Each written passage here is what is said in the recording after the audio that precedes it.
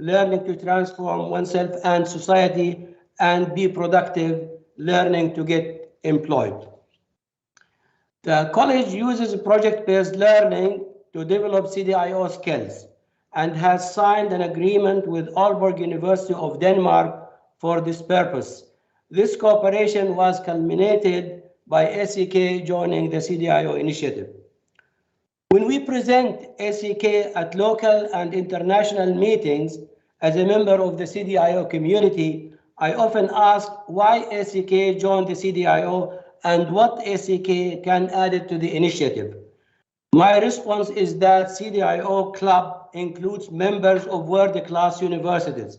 Since we are learners for life at ACK, we are always seeking to learn from the experience of these universities, and at the same time, we are in a position to be part of the update of the standards and the syllabus and in supporting the CDIO activities. We are proud to say that ACK is an active member of the CDIO community. We are in a good position to spread the vision and the mission of the CDIO in the region. So far, we have made presentations explaining the different aspects of the CDIO for the engineering communities in Oman, Qatar, Jordan, and Lebanon. Dear colleagues, the World Economic Forum of Davos of Switzerland developed a report in 2020 titled The Future of Jobs. This report presents the jobs and the skills for the future. I urge you to read it, and as it sheds some light on the disruptions caused by the pandemic and the outlook for the next 5 years, I will highlight 3 of the 11 key findings in this report. First, the window of opportunity for reskill and upskill workers has become narrower. In the newly constrained labor market, core skills will change in the next 5 years. 50% of all employees will require reskilling.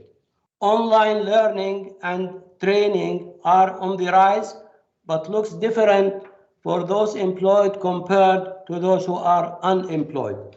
And thirdly, despite the current economic downturn, the majority of the employers recognize the value of investment in human capital. An average of 66% of the employers surveyed expected to get return from the investment in upskilling and reskilling within 1 year. Dear colleagues and participants, talking about economics, Professor Edward Crowley, who is one of the prime founders of the CDIO, with other colleagues, published a book titled Universities as Engine of Economic Development, Making Knowledge Exchange Work. I envisage that the schools of engineering worldwide who adopted the CDIO mission to be instrumental in realizing Professor Crowley's stated role. Also, I wish to conclude by saying, in keeping up with the Joneses, the findings from the Future of Jobs report should be incorporated in the review and updating of CDIO standards and syllabus. Thank you again for being virtually here today with us, and I wish you a successful meeting. Thank you very much.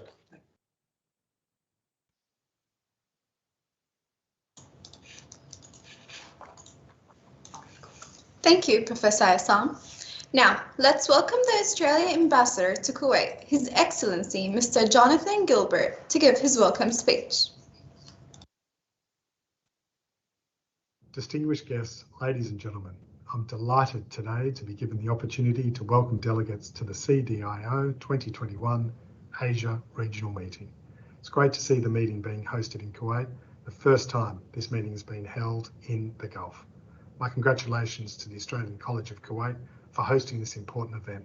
It's a testament to the institution's impressive growth, continued evolution, and ongoing success.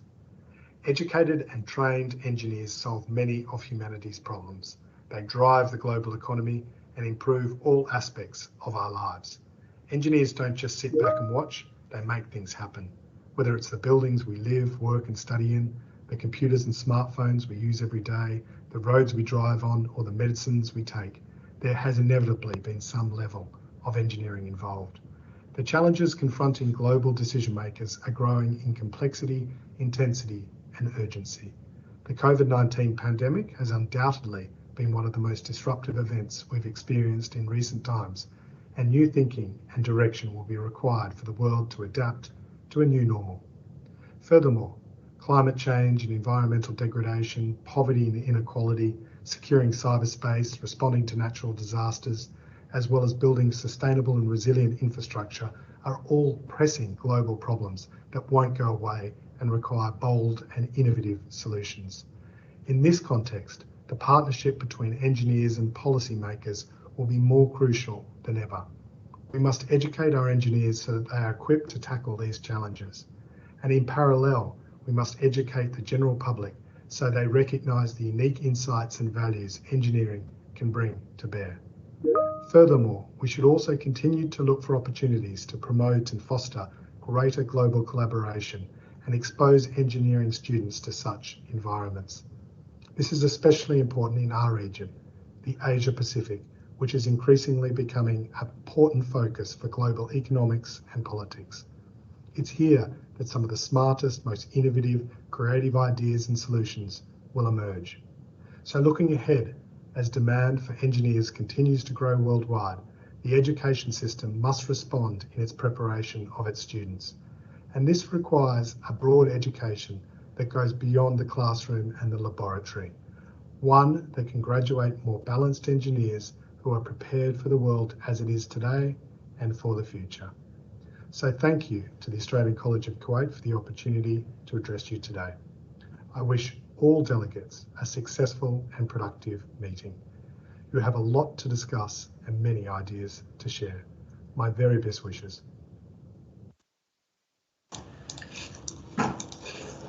Thank you, Mr. Jonathan, for being very supportive to our college and being part of all our events. Now, let's welcome the Vice President of Global Development at Central Queensland University, Australia, Mr. Alistair Dowson, to give his welcome speech. Distinguished guests, ladies and gentlemen, it's an enormous pleasure for me today to be given the opportunity of adding my university's welcome to delegates of the CDIO Asian Regional Meeting held in Kuwait and organised by our good friends at the Australian College of Kuwait. It's hard to imagine a time in our recent history where there has been so much disruption, uncertainty and change on a grand scale that's changed the thinking and behaviours of whole generations and nations at the same time.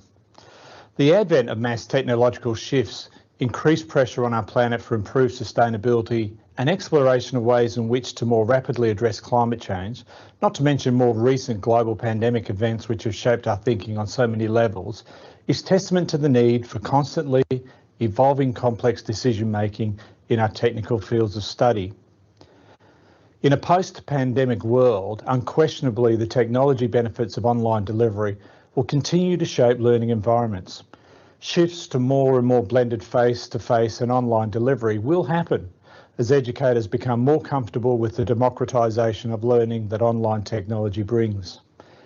Artificial intelligence to further customise learning remains in its infancy, but within the next 5 years, we'll see massive leaps in this space. Created learning environments which respond to individual pace and comprehension of topics, constant testing and modification for individual learning needs will become the norm for quality providers, and we will all have to adapt and learn new techniques to stay ahead of the curve. Even the CDIO protocol will need to evolve to remain both relevant and supportive of the online learning journey, but I'm confident that many are already turning their minds to these challenges. Of course, as we focus on the more immediate experience created by the current pandemic, the experience of online learning will continue to be an unhappy one for those at the receiving end of poorly prepared education providers. I would contend that rather than accelerate the move to artificial intelligence-driven online learning, the cause has been set back 5 or so years, whilst the next generation of learners, less exposed, work their way through the system. Whilst disappointing, when you appreciate the value of technology on learning systems, it nevertheless provides some useful time for reflection. And for those advanced universities such as ACK and our own university in Australia, to continue to enrich and take advantage of the growing technology and learning experience. Over the next few days, we'll be spoiled with a high quality of speakers focusing on the create, design, implement and operate platform. And we'll have a great opportunity to listen in on and debate with fellow academics and industry professionals, further exploring the framework as an advanced model for education delivery. Of course, we know that the framework for CDIO deepens the understanding of customer needs and community challenges. And even as it evolves, it's this approach which strengthens the value of framework for engineers. Like many here, no doubt, we've witnessed the richness in decision making in areas of social innovation through a better understanding of social impact in engineering design approaches. We've seen improved sustainability approaches introduced which might otherwise have been ignored in purely technical design applications. As students of the discipline take a wider perspective and solving some of the unique challenges of engineering design in a constantly and rapidly evolving post-pandemic world. Our students of today and tomorrow need to engage in rich environments beyond pure technical specifications and problems to understand the environments in which they operate, including community standards and expectations, economic and social changes we face, and even the political environments which shift sometimes unassailable tasks and problems into new territories that often require new approaches and problem-solving skills to create solutions. As I previously stated, climate change, movements to eradicate global poverty, food security, changes in data security, and even consumer demand, among many, many other demand-driven influences, make the technical solutions to problems much harder to solve. The need to create sustainable and environmentally safe solutions make the challenges for our engineers of tomorrow so much more challenging and rewarding to solve. And as educators, our obligation is to provide the bedrock on which their collective experience can grow, be nurtured, and excel in the future. I'm sure these next few days will contribute to that thinking, to the networking and the sharing of ideas to improve and refine CDIO as a platform. And I look forward to participating where possible in those conversations. I want to also congratulate our partners, Australian College of Kuwait, for their organisation of this event and for facilitating the conversation and even online networking as advancement of CDIO continues to grow in this region. I look forward to listening in, and on behalf of my university, Central Queensland University Australia, wish all of the participants all the very best for an engaging and informative regional conference.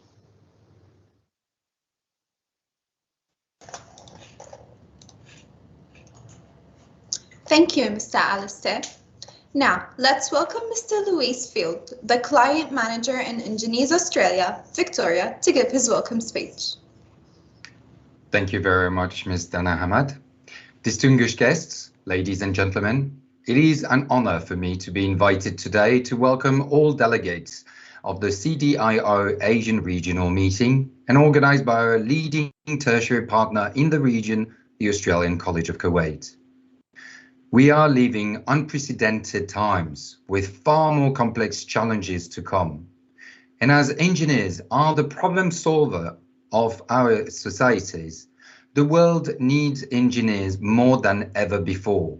And this will keep on being a major need for the decades to come, forcing universities and tertiary institutions to innovate and adapt to deliver the engineering workforce capable of tackling the challenges of tomorrow. Shifts and changes in our ways of teaching engineering and upskilling engineers have always been inevitable. Earlier in this decade, we have seen how the online on-demand economy has pressed our institutions to rethink their ways and adapt to market demands. This has offered a world of new opportunities for all. The pandemic we are living in has acted not only as a disruptor, but also as a formidable accelerator of that rethink and change. And this was not easy, yet necessary. Engineers Australia, as the peak professional body for engineering in Australia and signatory to the international accords accrediting engineering degrees, aim at acting as a bridge between academia and industry. The collaboration between the two is paramount, instrumental to the success in ensuring our civilizations keep thriving despite the coming adversities. Hence why we are particularly proud of our partnership we have with the Australian College of Kuwait, transcending borders to offer a greater level of professional development to all their students and recognition and support to their academic team. The Australian College of Kuwait is leading the way in the Middle Eastern region, and the CDIO Asian regional meeting this year is a testament of that. Engineers Australia is honoured to be able to take part of it, and on behalf of my organisation, I would like to congratulate the Australian College of Kuwait and thank all delegates for your help in the discussion on the advancement and betterment of the engineering profession. Thank you very much.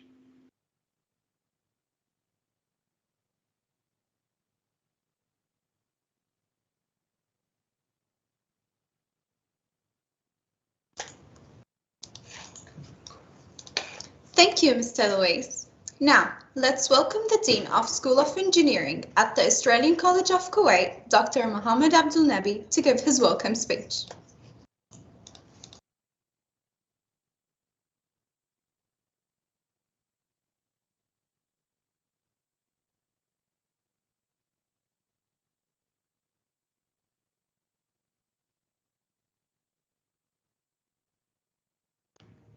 Dear distinguished guests, participants, and keynote speakers. In a world that is constantly moving forward, engineering education needs to continuously evolve to prepare engineers for the growing demands of industry.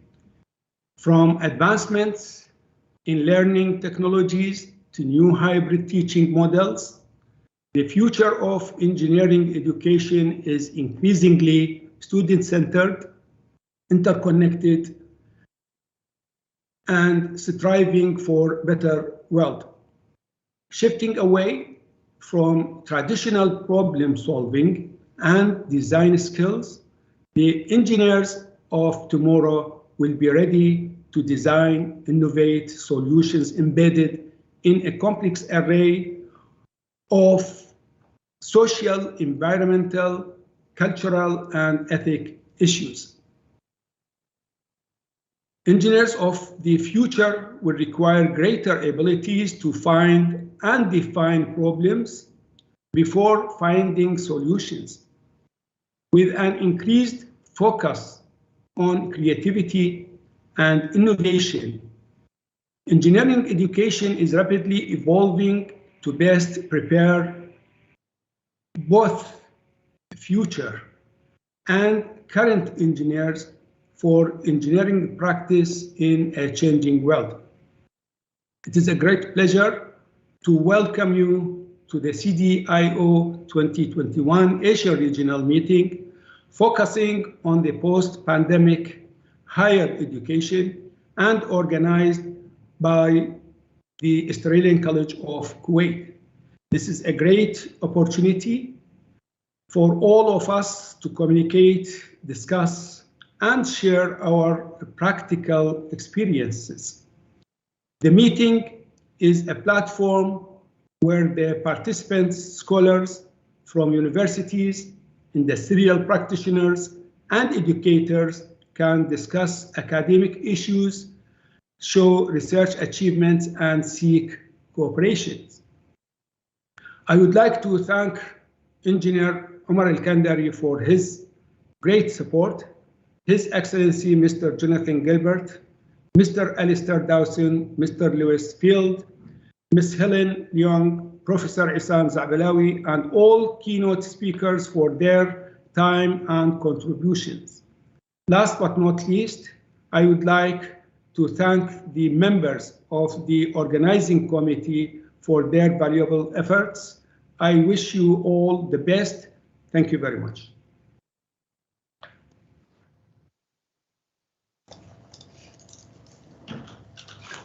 Thank you, Dr. Mohamed.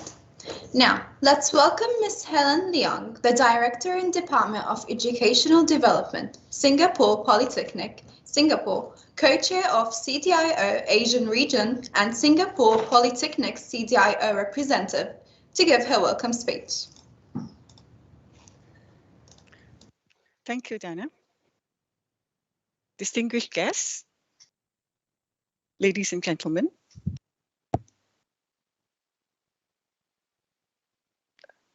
allow me to warmly thank Australian College of Kuwait for giving me the honor and privilege of welcoming you to this year's CDIO Asian Regional Meeting.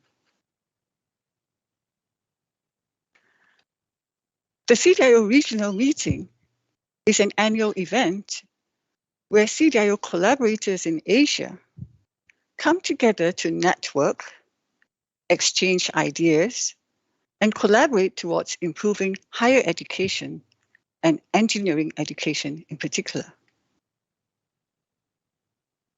It is unfortunate that the COVID-19 pandemic prevents us from holding a physical meeting in Kuwait. Nevertheless, I'm sure we are excited about the opportunities that this regional meeting has in store for us. I'm heartened that we have many faculty from different institutes of higher learning who are CDIO collaborators, as well as non-CDIO collaborators joining us today.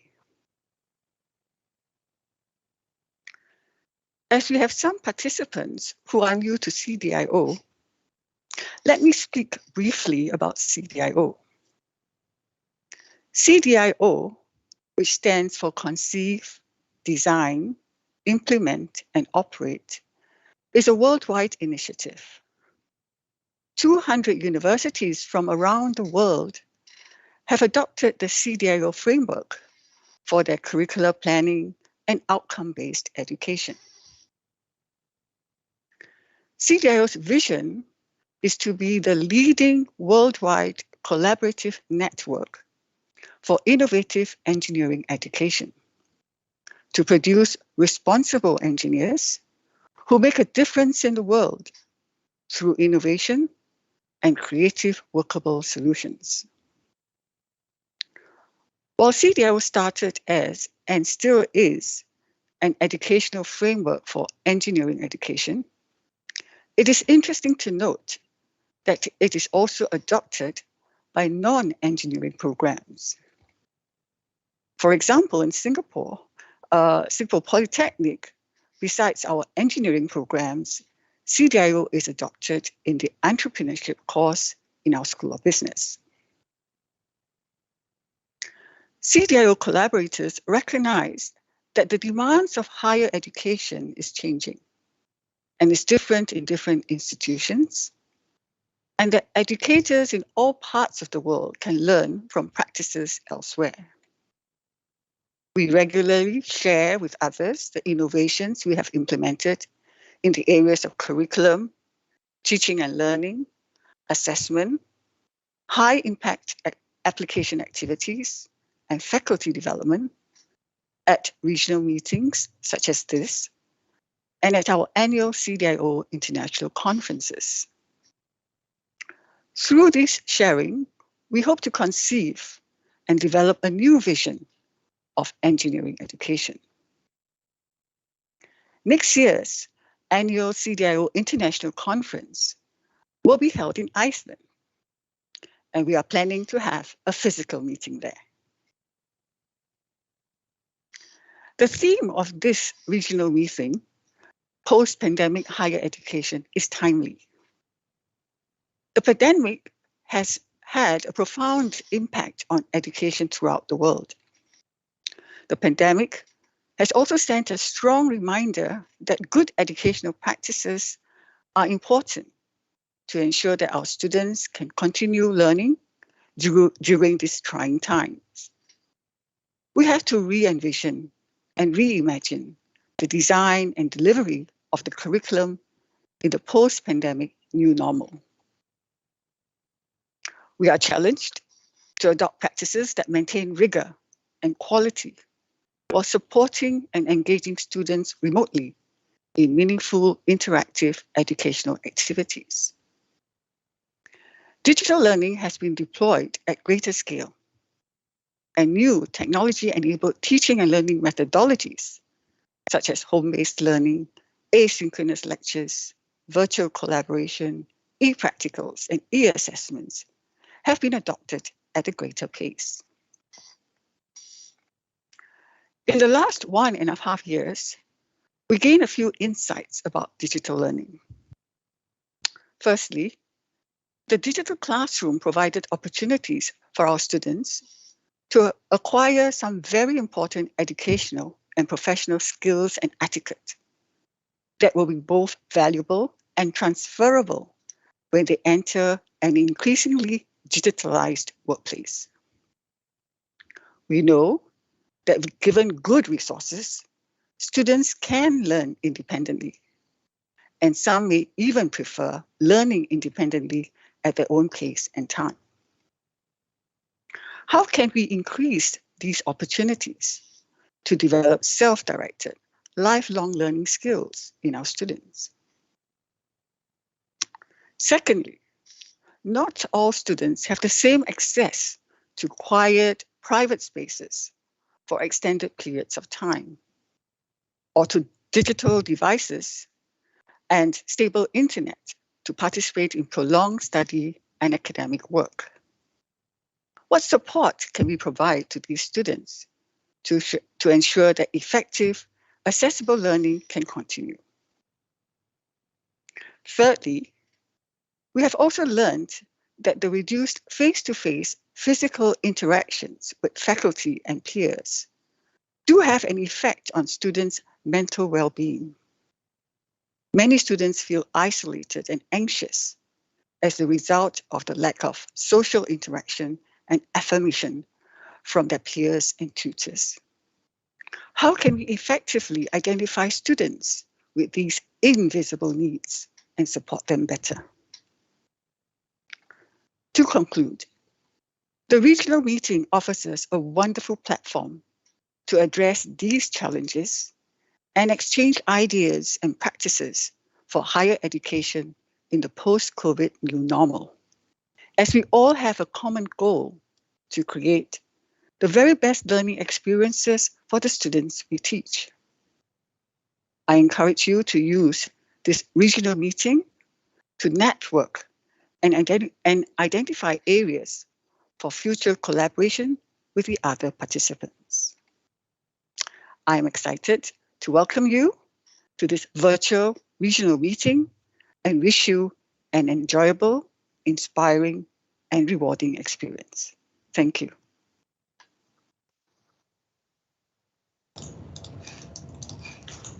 Thank you, Ms. Helen. Dear participants, the CDIO Asian Regional Meeting 2021 provides an excellent opportunity to share experiences on the development of the higher education sector. In particular, navigating the challenges imposed by the pandemic with a special focus on how this would reshape the higher education landscape in the post-pandemic era. The CDIO Asian Regional Meeting 2021 includes mainly keynote speeches and a CDIO workshop delivered by esteemed contributors to the CDIO initiative. Our first keynote speech will start very soon, but before, please allow me to share with you a few technical precisions. During the speech, your microphones and cameras will remain disabled, but you may at any time use the hand raise feature in Microsoft Teams to express your intention to ask a question. After the completion of the speech, a 10-minute period will be dedicated for questions. Attendees who raise their hands will be given the permission to ask their questions verbally, one after another, within the allocated Q&A session time. Also, we have dedicated 2 email addresses as shown on the displayed slide. Whereas the first one, CDIO Asian Meeting 2021 at ack.edu.kw, is dedicated for general inquiries about the event. The second one, CDIO-support at ack.edu.kw, is dedicated for technical support related to the online conduct of the event. Now it is time to start our event sessions. Please help me welcome our first keynote speaker of the day, Professor of Pbl and Digital Learning in the Department of Planning, Aalborg University, Denmark, Professor Thomas Ryberg, who will present his speech entitled Post-Pandemic Futures for Student-Driven Learning in Hybrid Learning Environments.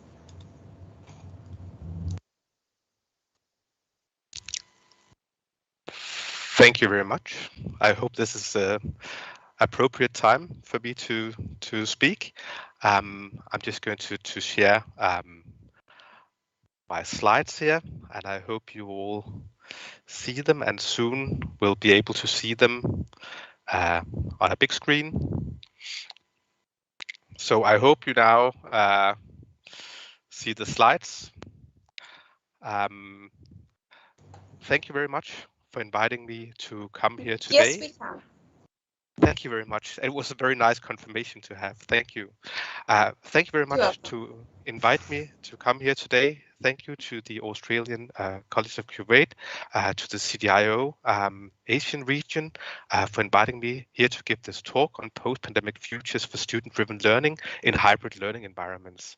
And my name is Professor Thomas Ryberg, and I'm a professor in PBL and digital learning in the Department of Planning at Aalborg University.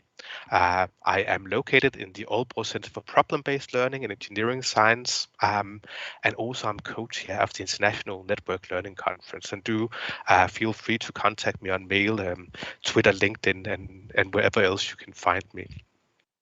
So what I would like to pick up today with you is really some very, very general lessons about the COVID period.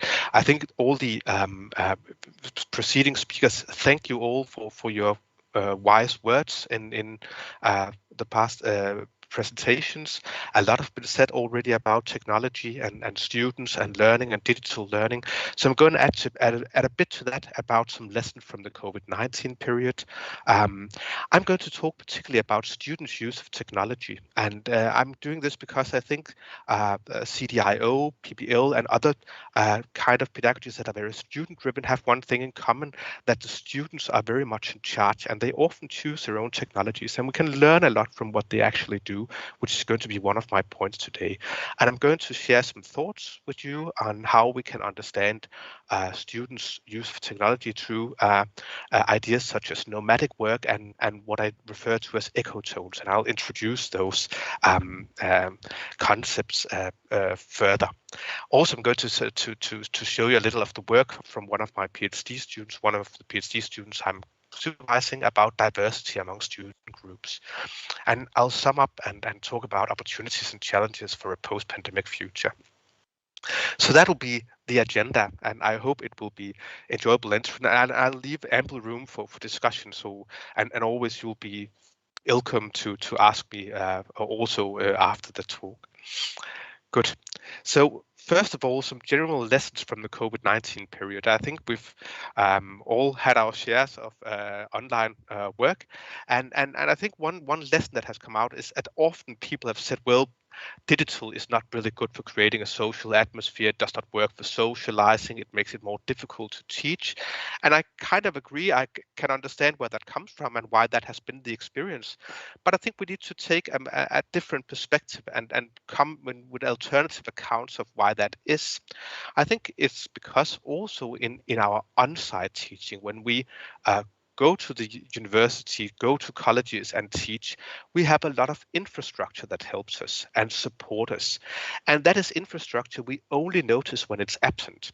We have chairs, we have rooms, we have all kinds of stuff, which we don't normally notice or appreciate really. It's like crutches in a sense, but now Corona kicked away those crutches and suddenly we had to re-establish them, and that was really hard. So think about, for instance, when you have a lecture, you often walk into the room before you may be there in 5 minutes before you say hello to students. You might hear a little about what they're talking about. You get kind of a sense of the room and what people are doing. We also have a lot of in-betweens. There are the breaks. There are where you meet people in the hallways.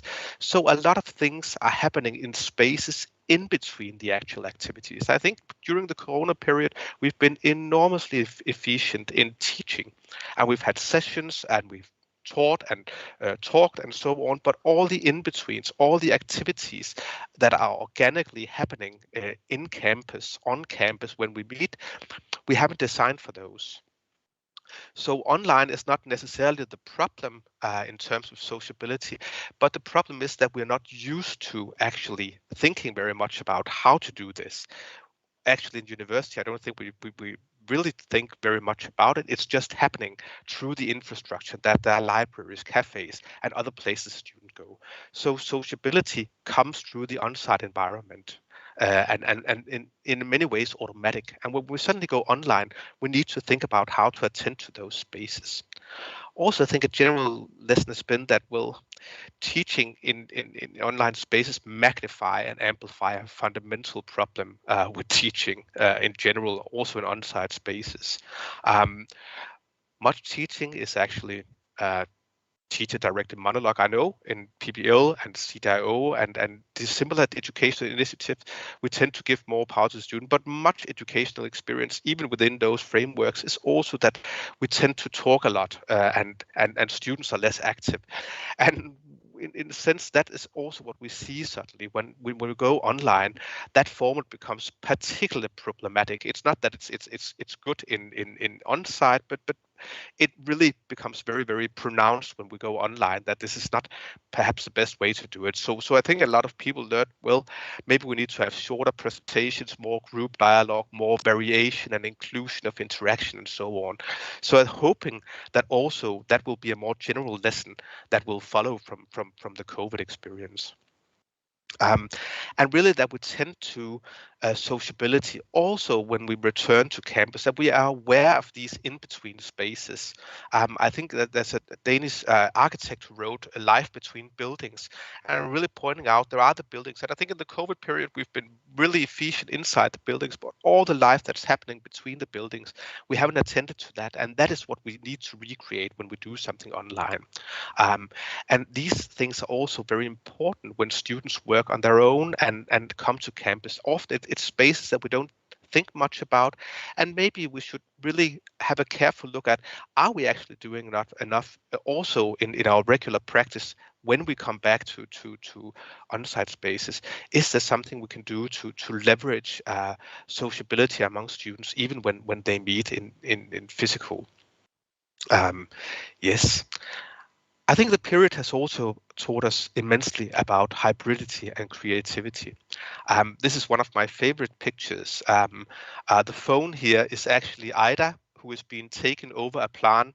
She's with her co-students here on the phone, and she's been helped to see how their planning, their design is currently evolving, and she's just being taken over the plan, and she's in another city. But this was very common during the pandemic and the lockdown. Some students were allowed to meet, others couldn't come, and so on. So we had these hybrid meetings where we had some had to be online and some had to be physical. And I think if we look at not necessarily what teachers did or institutions did, but what the students did, at least where they have collaborated, we can learn a lot about that. I think this is such a creative example of how to incorporate a group member in talks. It's also about how we are increasingly seeing the dissolution of dichotomies such as online, on-site, the digital, physical. These spaces are all the time being brought together. I'll return much more to that point. So I think this is really, we also need to look back after when we are in a post-pandemic, hopefully, we'll need to be able to say, well what were all the kind of interesting practices that emerged from these experiences? There was a lot that didn't go well, probably, but also there were probably a lot of funny examples that we can look back on. Yes. What I would like to share with you now is a bit about students' current use of technology, and this is also how students in Aalborg University are using technologies as part of their group work in Aalborg University. It's a Pbl university, so Pbl project and problem-based university, so students work in groups throughout the whole semester on their project. They define a problem and work with that over time. And I'm just going to say a bit about why is it important to look at students' use of technologies? Because I think there's so many similarities across different pedagogies or initiatives such as the CDIO, problem, project, inquiry-based learning. There are a lot of similarities amongst them. Also, there might also be some differences. But students often work in groups on projects, and where there are varying levels of self-organization and self-direction. So the students, they actually work a lot on their own in a sense. They often coordinate and collaborate and adopt technologies as they see fit. Or maybe they're told, please use this technology, and they will be doing something completely different. So I think that's really we can learn something from looking at what are students doing when we leave them to that group work.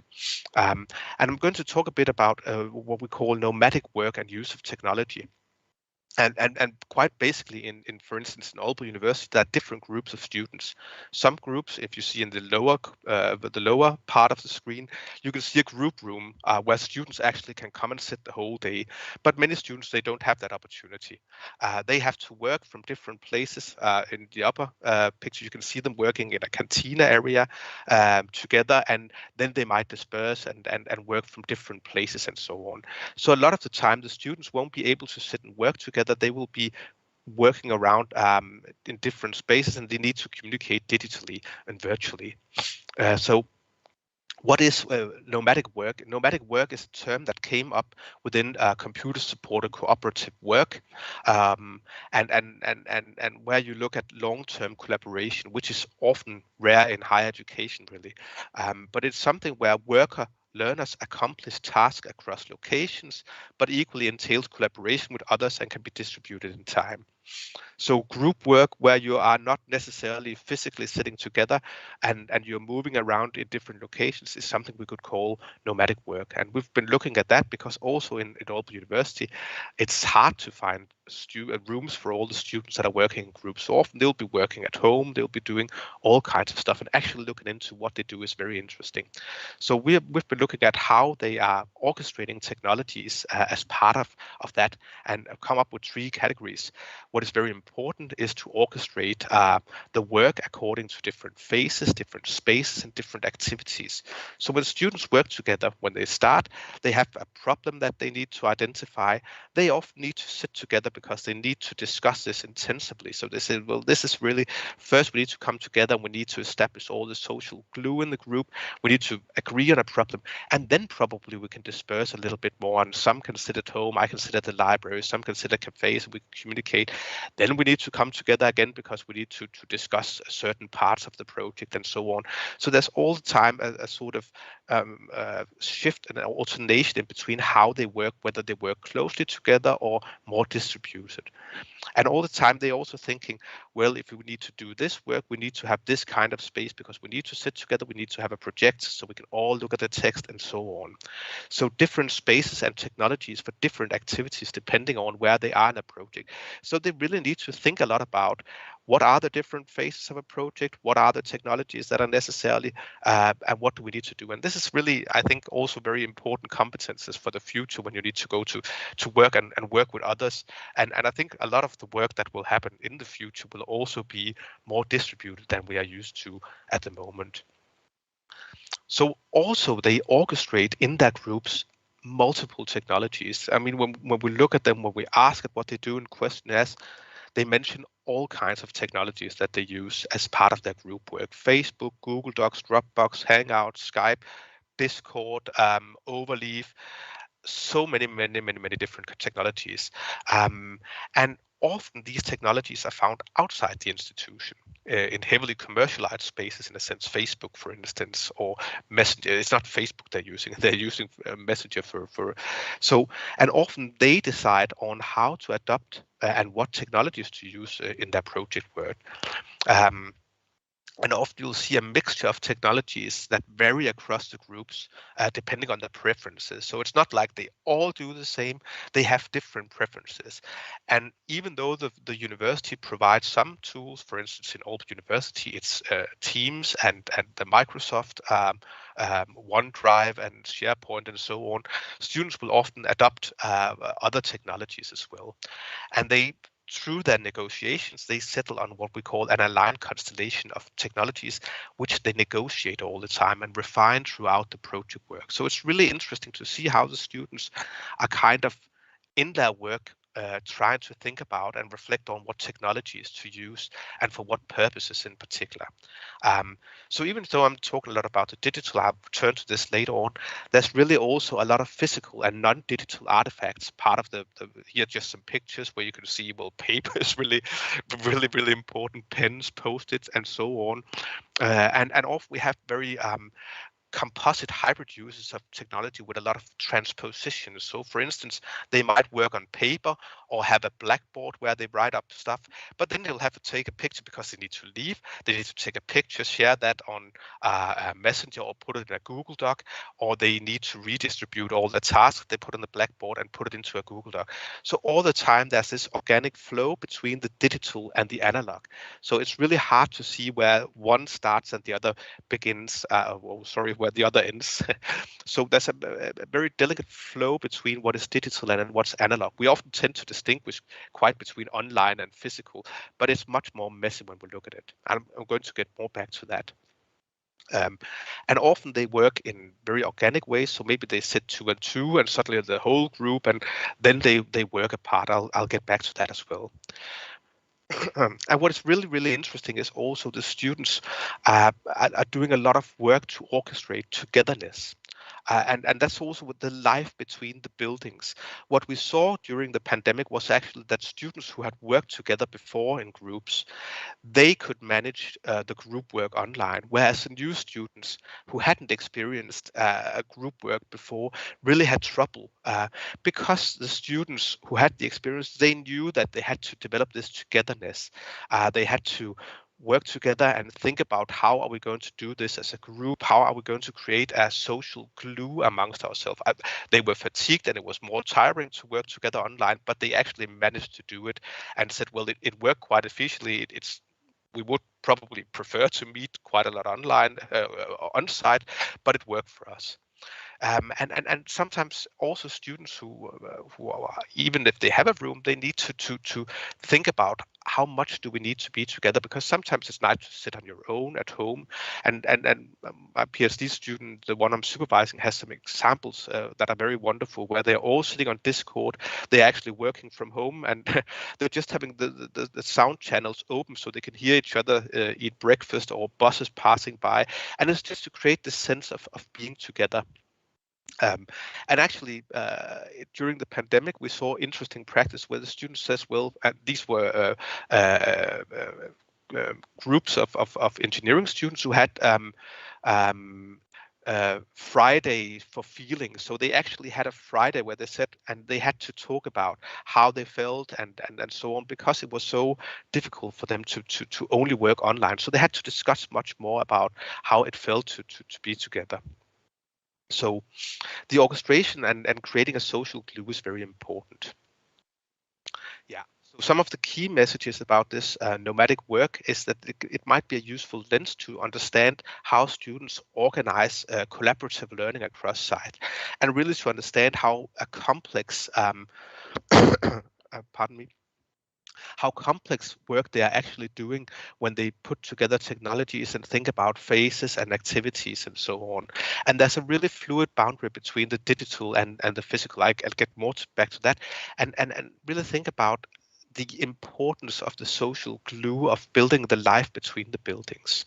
So, and in this work, they are developing very valuable collaborative competences for the future as well. Also in terms of how to work both online and physically together and shift between those different formats. Right. So I'll just quickly go to another concept that I would like to share with you, is as a way of understanding students' work and well, also other people's work. And this is ecotones. And ecotones is a term that comes from biology. We've written a paper about it, and I'm just going to share a little bit about why I think it's such a good metaphor to try to understand online on-site work. It's adopted from biology, ecology, and it's a transitional area of vegetation between two different plant communities, such as forest and grassland. So different biomes, if you will, and the transitional area between the two is the ecotone. And as you can see on the right with the pictures, the transitional area can look very different. It can be very sharp, or it can be sort of very blurry, and the two can mix in different ways. And I thought it was such an interesting metaphor to explore in relation to distinctions such as a digital, analog, material, and real, because often we draw lines between online and on-site, digital, analog, physical, online, that are sort of hard to keep up if we look more at what students actually do.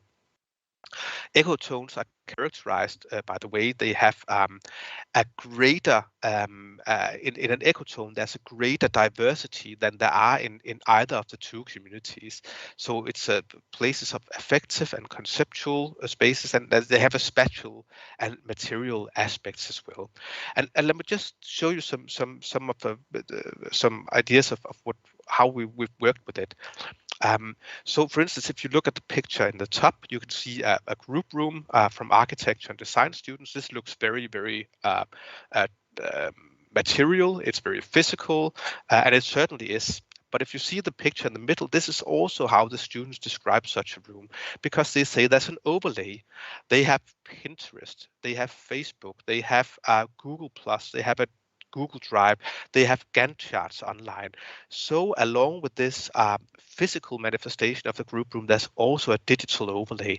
And often you'll find that there are physical traces that it's difficult to see in the pictures, but there are actually some pictures hanging from wires, and they are pictures taken from Pinterest and then hung on wires so they can shuffle them around. So all the time, the digital and the analog is actually mixed, as I also said previously. And if you look in the bottom, you can see how two students are discussing a model, a very physical styrofoam model. Then they need to check something. They go to the computer. They have a 3D model. They can turn it around and upside down. And then they have a look at some pictures so that they've taken previously to see where should the stairs actually go here. So you see there's a constant organic flow between the digital, the physical, analog, and so on, and it becomes quite a mess in a sense. So it's a rich and varied ecology that emerge, and it's a mixture and a bit of a mess, these ecotones where the digital and the physical meet. There are also set tensions, so sometimes you can find tensions and different conceptions of what a digital would do. For example, some of the architecture and design students were very adamant that if you really needed to do some architecture, you really needed to do it with pen and paper. That was very important, and the 3D models were less important. So there are also different conceptions of the digital analog and how the two of them are together. But it really opens questions of like digital pictures, which is printed. Is that digital? Is it analog? I mean, we often distinguish hard between digital and analog and so on, and I think in a post-digital world we are going to see much more that they work together in very interesting ways. And when we actually look at what students are doing, it's quite a mess often. Yes. So the idea of an ecotone is really an analytic lens to look at and discuss how digital technologies are present in students' work. How does the online become part of the physical and the other way around? Understand tensions also when suddenly the digital emerges as a problem or contradiction, and when it just fits into the whole picture unproblematically. Because sometimes students will say, oh, Facebook is really disturbing and Messenger it's not really good for a group work, because then people start to chat and so on. But also it's very important for them because that's how they actually keep in contact with each other. So sometimes it emerges as problematic and sometimes it's not. So really looking deeper into how these technologies support their work and also disturbs their work is really very, very interesting.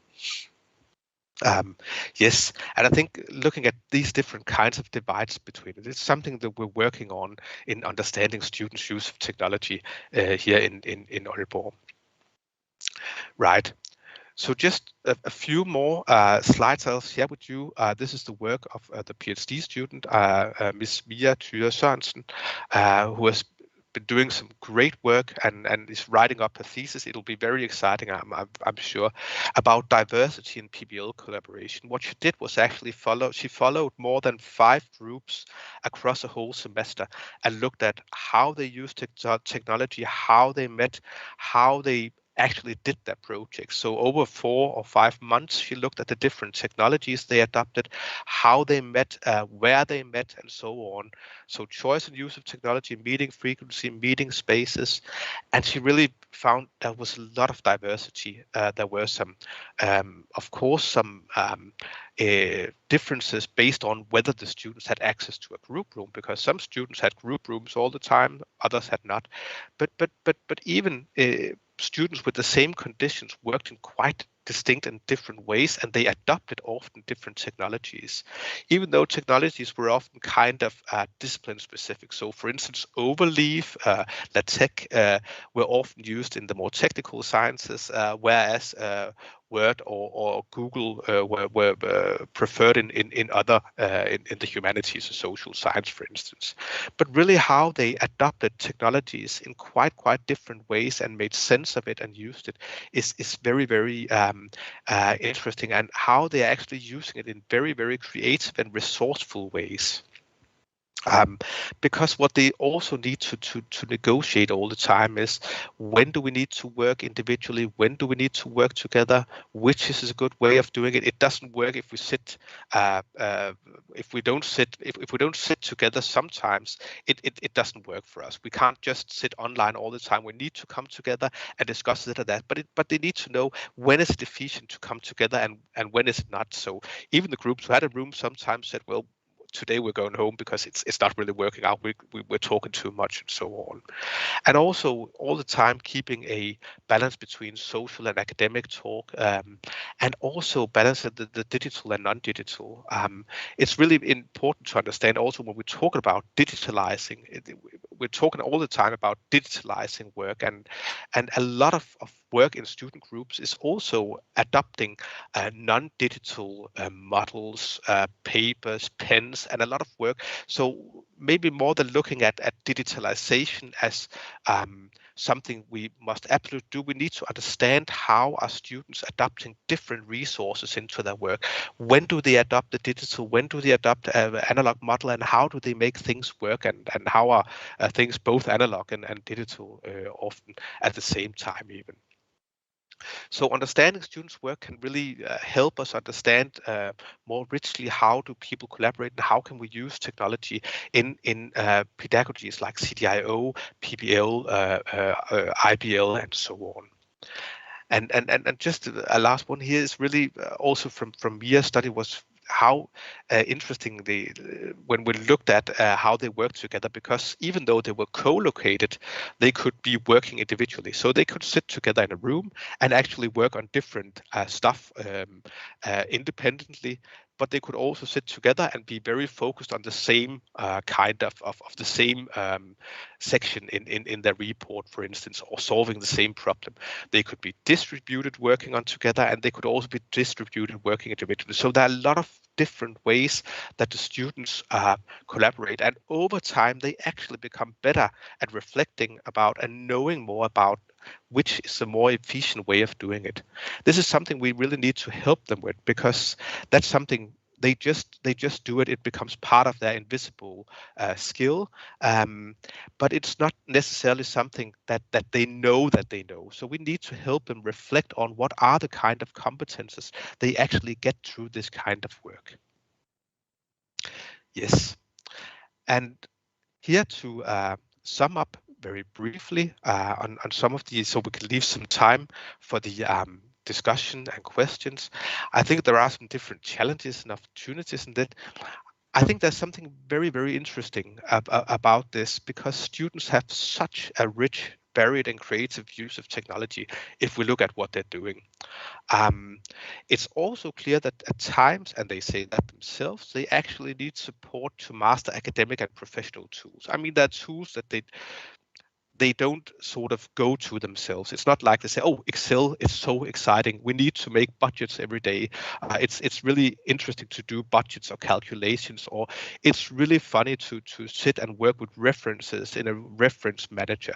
So there are certain technologies where we need to help them and say, well, you actually need to master this kind of technology, and it's important you learn that because it's part of your profession and so on. And they know that they need support to help learn professional tools and get access to professional tools. But on the other hand, we also need to learn from how the students actually use these technologies in their self-organized work, and be curious about it, because obviously we can't, as an institution, we can't say, oh yes, we'll install that, or we'll support that, we'll support everything you can come up with, because that would be impossible from an IT department's point of view. But how do we actually learn from students to say, well, oh, I see, well, a lot of students, they are using 100 different tools for brainstorming, for instance, but what is common amongst them is actually that they are using brainstorming. So how can we help them? How can we support and give them access to, for instance, one brainstorming tool? So they may use something else, but how can we sometimes take all the innovative practice that we can see the students are doing and bring them into our own digital infrastructure? So how do we balance and master the delicate dance between providing students with a lot of freedom as well as support? And how do we bring back some of their innovative practices into our institutional infrastructures, into our own practices, and help them and become more aware of what they are doing? And then again, also become more aware of what are the kind of competences, digital competences, collaborative competences they are actually acquiring through this kind of work. That is something I think we should really be very attentive towards. So thank you very much, and I hope you found it interesting. I hope you have a lot of interesting questions. I'd be happy to talk to you both now and whenever. You can email me and so on. And I just want to make a small commercial for a book that we have out. Or if you're interested in problem-based learning, there's now an introduction to problem-based learning in higher education in English, which has been available since August 2021. Thank you very much for your time, and I hope you have a lot of interesting questions and points for discussion. I'll stop sharing now.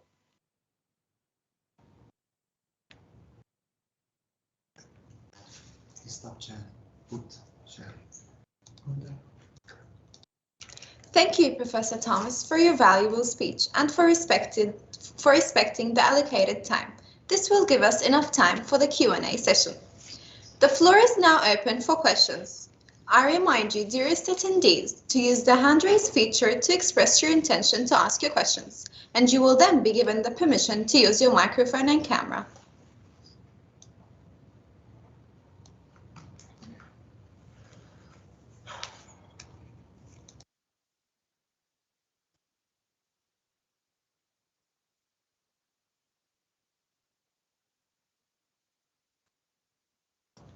Any questions from the audience? I see there is one. Dr. Osama, the floor is now yours to ask your question. Thank you. Professor Thomas, a very smooth rendition of events according to your presentation, which was very useful. I was just wondering, among the problems that you might be facing, wouldn't there be any things that have to do with outages of the system being hacked, etc.? Do we have a plan B or plan C for smoother or more guaranteed or assured progress in terms of your classes and sessions? Thank you. That's a very nice question, because it really sort of highlights one of the tensions there is with giving students a lot of freedom in terms of choosing their own technologies. Because, of course, if they choose their own technologies, it's very hard to guarantee that the technologies will be working. So if there are outages, it's really difficult to do anything about it. So if students choose to use, for instance, Google Drive or Google Docs to collaborate and their documents disappear or are hacked and so on, it's hard for the university to do something. On the other hand, of course, the universities can provide technical systems, and I think in the institutional systems that we have at Aalborg University, at least in the beginning of the COVID period, they were under a lot of pressure, but they managed to keep them open afterwards. But outages and lack of access is certainly a problem occasionally. I hope that answered your question somewhat. Can't you have a sort of contingency planning for these events? I think as a teacher, I always work with a plan B, and we have different systems in place. So, for instance, we have access to both Teams and Zoom and so on. But it's a lot of extra work for the teachers to sit with. So it is something. Well, you have it on the shelf, just in case. Yes. Such an eventuality happens. Hopefully not, but just in case. You feel better knowing that you had something back there. Yes, certainly. That there is to deal with that eventuality. Yes. Just tossing it out. I don't want to be too much of a wet blanket, but anyway, I thought we could just take that. It's a good point. We have such a thing. Thank you. Thank you, Dr. Isamu, for your question. Professor Assam, the floor is now yours to ask your questions.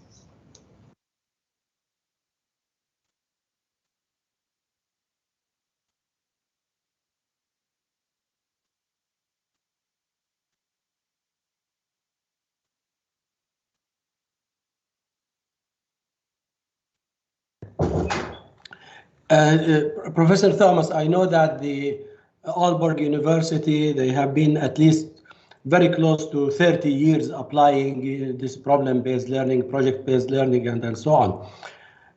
And comparing to other institutions, even in Denmark, like the Technical University of Denmark and so on, how it compares about the graduates of, Aalborg compared to other institutions in Denmark or in Europe at large, and in particular, when we talk about the Bologna process and these aspects, of higher education, which is taking place in Europe, how you see your system compared to the other systems within the country and within the region? Thank you.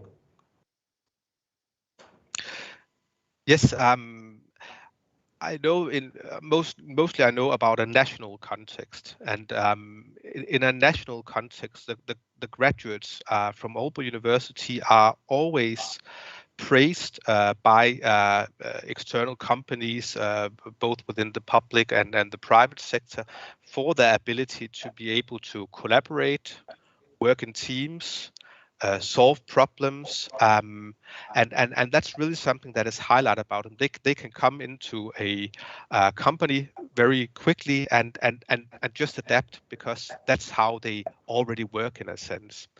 At the same time, they are said to have the same level of theoretical knowledge as the others. And it's also important to remember that actually, usually the companies think we teach them too much theory already.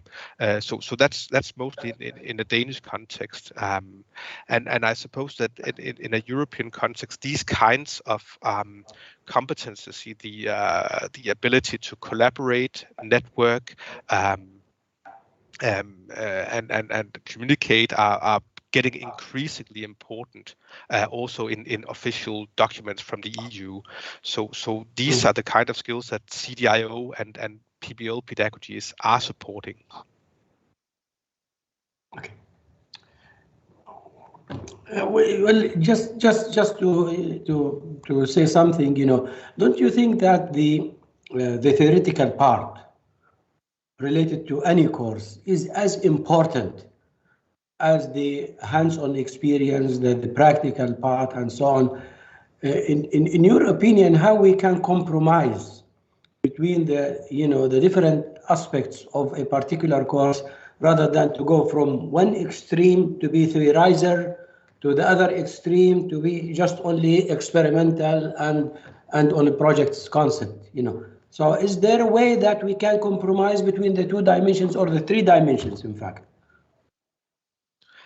I hope very much that approaches like CDIO and Pbl, in a sense, are trying to do that compromise, because I think theory is extremely important. Yes. But if we are taught theory without a context, we are having a lot of trouble actually applying the theory in practice, which we are supposed to do. If I mean, Pbl came about because doctors knew a lot about anatomy, but they were unable to diagnose patients, which turned out to be unfortunate. So of course we need the theory, but we also need the theory to work in practice, or that we can actually apply the theory in practice. And I hope that CDIO and problem-based learning, but we need to be mindful of the theory. It should not disappear and we just say, okay, go and solve this problem in whatever way you can. Of course, we need to provide students with proper theory and theoretical and methodological knowledge to work in an appropriate manner with problems and projects. Don't you think that, this problem-based and project-based and the CDO approach will foster the concept of the theory and will support the understanding, a better understanding of the theory? In fact, we have a problem of understanding the theoretical part. Most of the institutions, most of the students, they have problems. I'll give you a simple example. If you talk to the students about second law of thermodynamics, how they understand it, it's very difficult. Or you talk to electrical engineering students about complex numbers, the theory of complex numbers, how they understand these concepts. I think the CDIO approach and the project-based learning, problem-based learning, case studies, and so on will enhance the understanding behind what's behind these theories. Certainly, I agree very much, and make the theories interesting also and understandable in a way, because you actually it's not like you learn a theory because you need to learn a theory, but you're learning something because you need to do something in the world, and I think that's an important motivation for many students. Thank you. Thank you.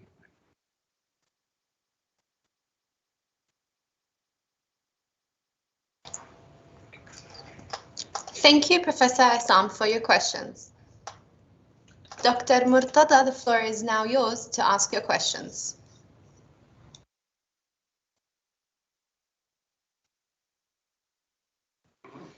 Thanks a lot, Professor Thomas, for for sharing your interesting experience with the students during the pandemic. Actually, we face some of those challenges here, ACK. I'm sure all institutions face the same challenges, moving from pre-pandemic to pandemic and trying to get with all those let's say new technologies.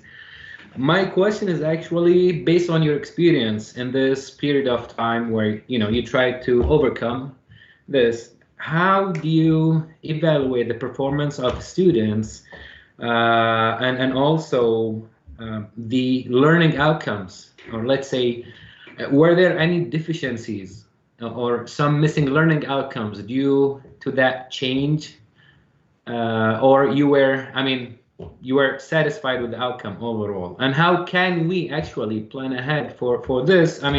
Because world is changing now, and I guess we need to learn and let's say act accordingly for that. So I would just like to hear your thoughts on those. Yeah, I think the numbers are still coming in a sense about the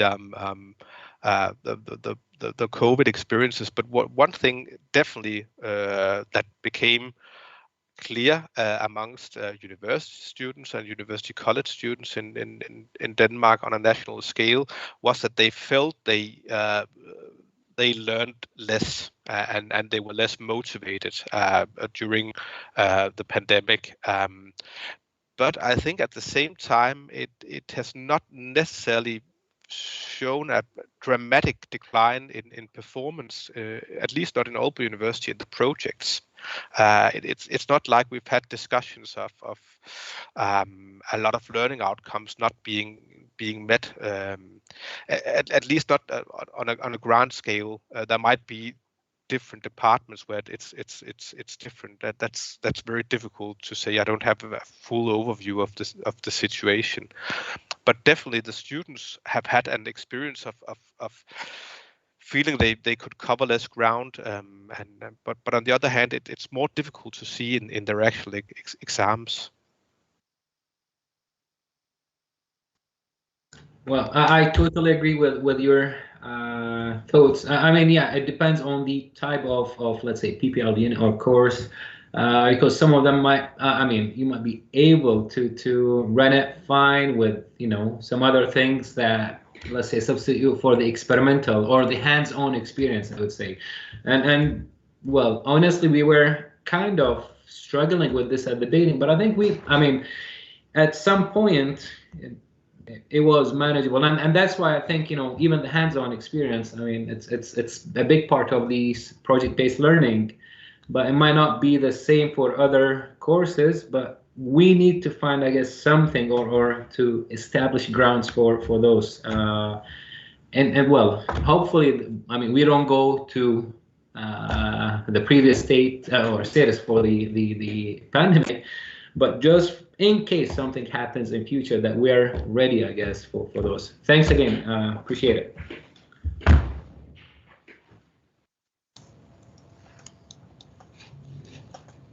Thank you, everyone. Apologies for not being able to answer all your questions due to time limitations. Moving on, we're now going to take a break, and we will resume with our next keynote speaker at 10:45 a.m. Kuwait time. Thank you, Professor Thomas, for your valuable speech and Q&A session. Thank you very much for the invitation. Thank you.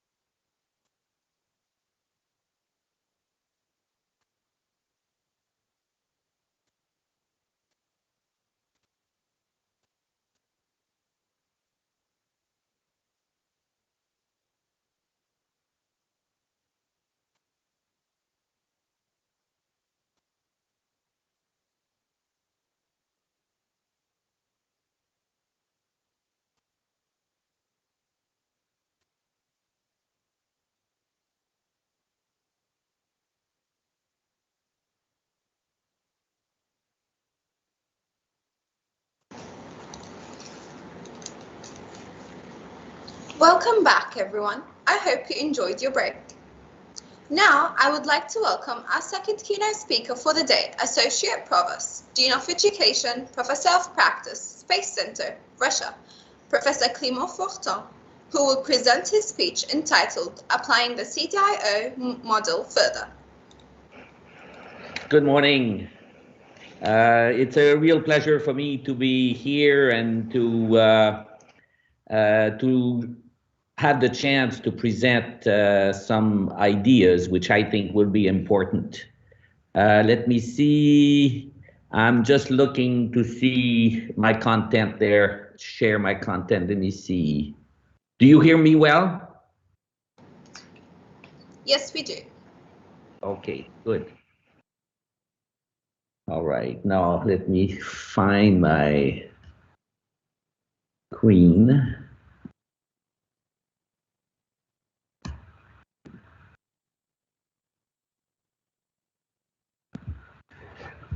Oop. Do you see it? Do you see my presentation? Yes, we do. Okay. But I don't see it. This is my problem here. Okay, let me see. Let's see.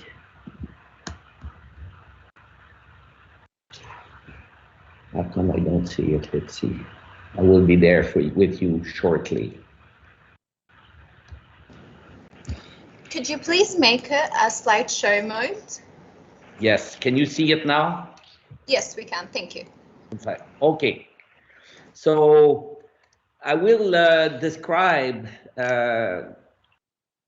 my topic as a history of my implication in the CDIO, because I've been involved in CDIO from 2004 when I was at École Polytechnique of Montreal, when my department head asked me to update the mechanical engineering curriculum, and later I did develop the aerospace curriculum based on this, and it will be based on this. So I went back to some of the slides from 2004, and I think it will be useful for people that are new to the initiative, and I really try to keep time here. Of course, the fundamental principle of CDIO from the beginning was that there is this curve, and on the left there you have the personal, interpersonal, and system building skills, and which have been decreasing from the 1950s to 80s and late 90s, and now we're really rebuilding, and we are 20 years into the initiative, and this is still a very important part. And as you see at the bottom is disciplinary knowledge. This is critical also because it's not a question of doing projects and not increasing the disciplinary knowledge. We don't have a choice but to continue on that curve on the right there. So engineers need both dimensions. They need to be practical and be able to concretely design, develop, and implement and operate systems, but they also need to have greater knowledge as we go.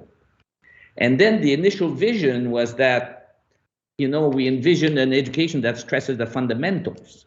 That was always from the beginning, let's just like that said, but in the context of conceiving, designing, implementing, and operating systems.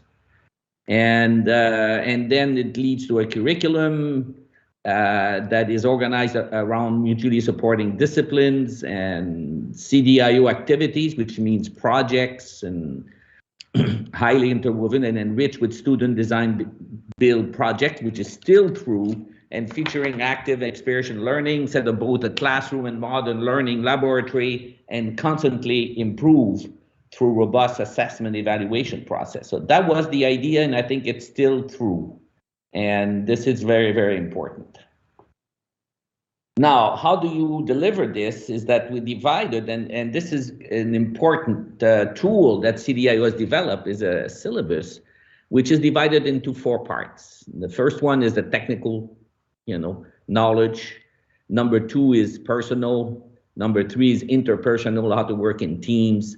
And number 4, which is a CDIO, is to understand how to conceive, design, operate, implement, and operate complex value engineering systems, you see? So this is what we did. And Back then, we have the syllabus 1, which is those 4 parts: the technical knowledge and reasoning with knowledge of underlying sciences, core engineering and advanced engineering, and then personal and professional skills, interpersonal skills at 3, teamwork and communication, and conceiving, designing, implementing, and operating system as number 4.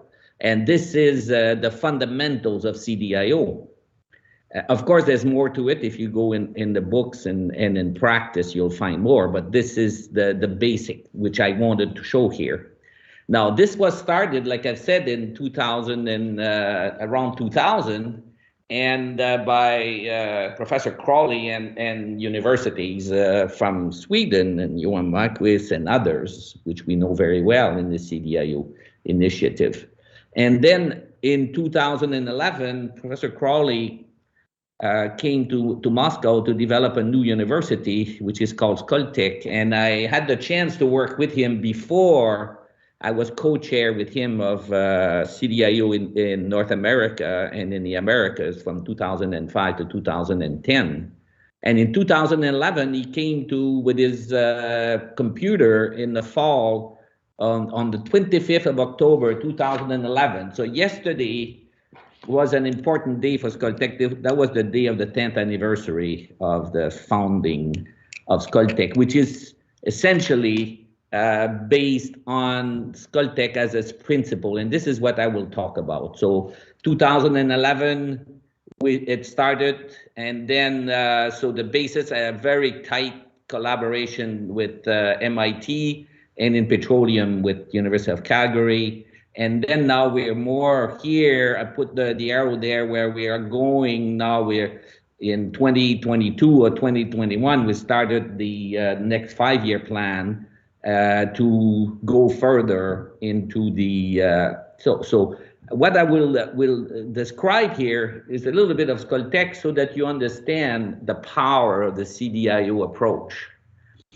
So Skulltech is part of innovation ecosystem in Skolkovo in the close suburb of Moscow.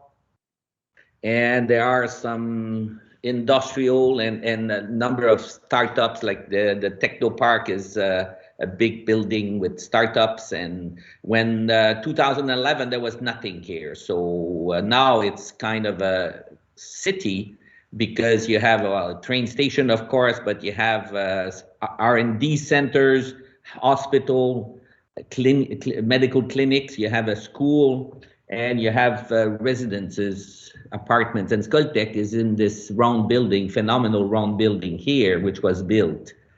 So the campus development, so the round building here, it's not the mock-up, this is the real campus. My office currently is right in this corner here, and of the ring. And this is, and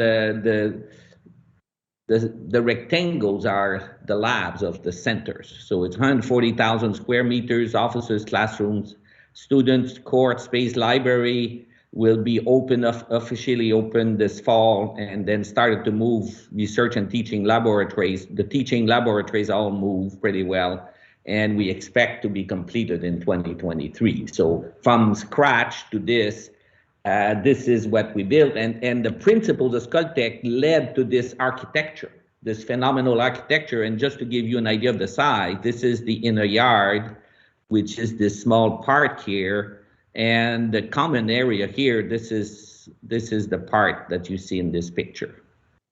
So based on this now, there are 6 domains now, which is data science, artificial intelligence, life sciences, and health. So we're well beyond engineering here. And of course, we have cutting edge engineering, advanced material with the Center for Design, Manufacturing, and Materials, and then Space Center and Center for Hydrocarbon Recovery and Energy Efficiency. And then we have photonics and quantum technologies and advanced studies, which is mathematics and physics, mathematics really. And I say here 2011 to 2021 because in January 2022, we'll reconfigure the centers, and you'll see that picture a little later. And Center for Entrepreneurship and Innovation, which is critical, which is traversing everything, because innovation being at the core, so being the CDIO, which means that you need to educate students to do concrete things. And we do that right from the beginning. I will talk about it later.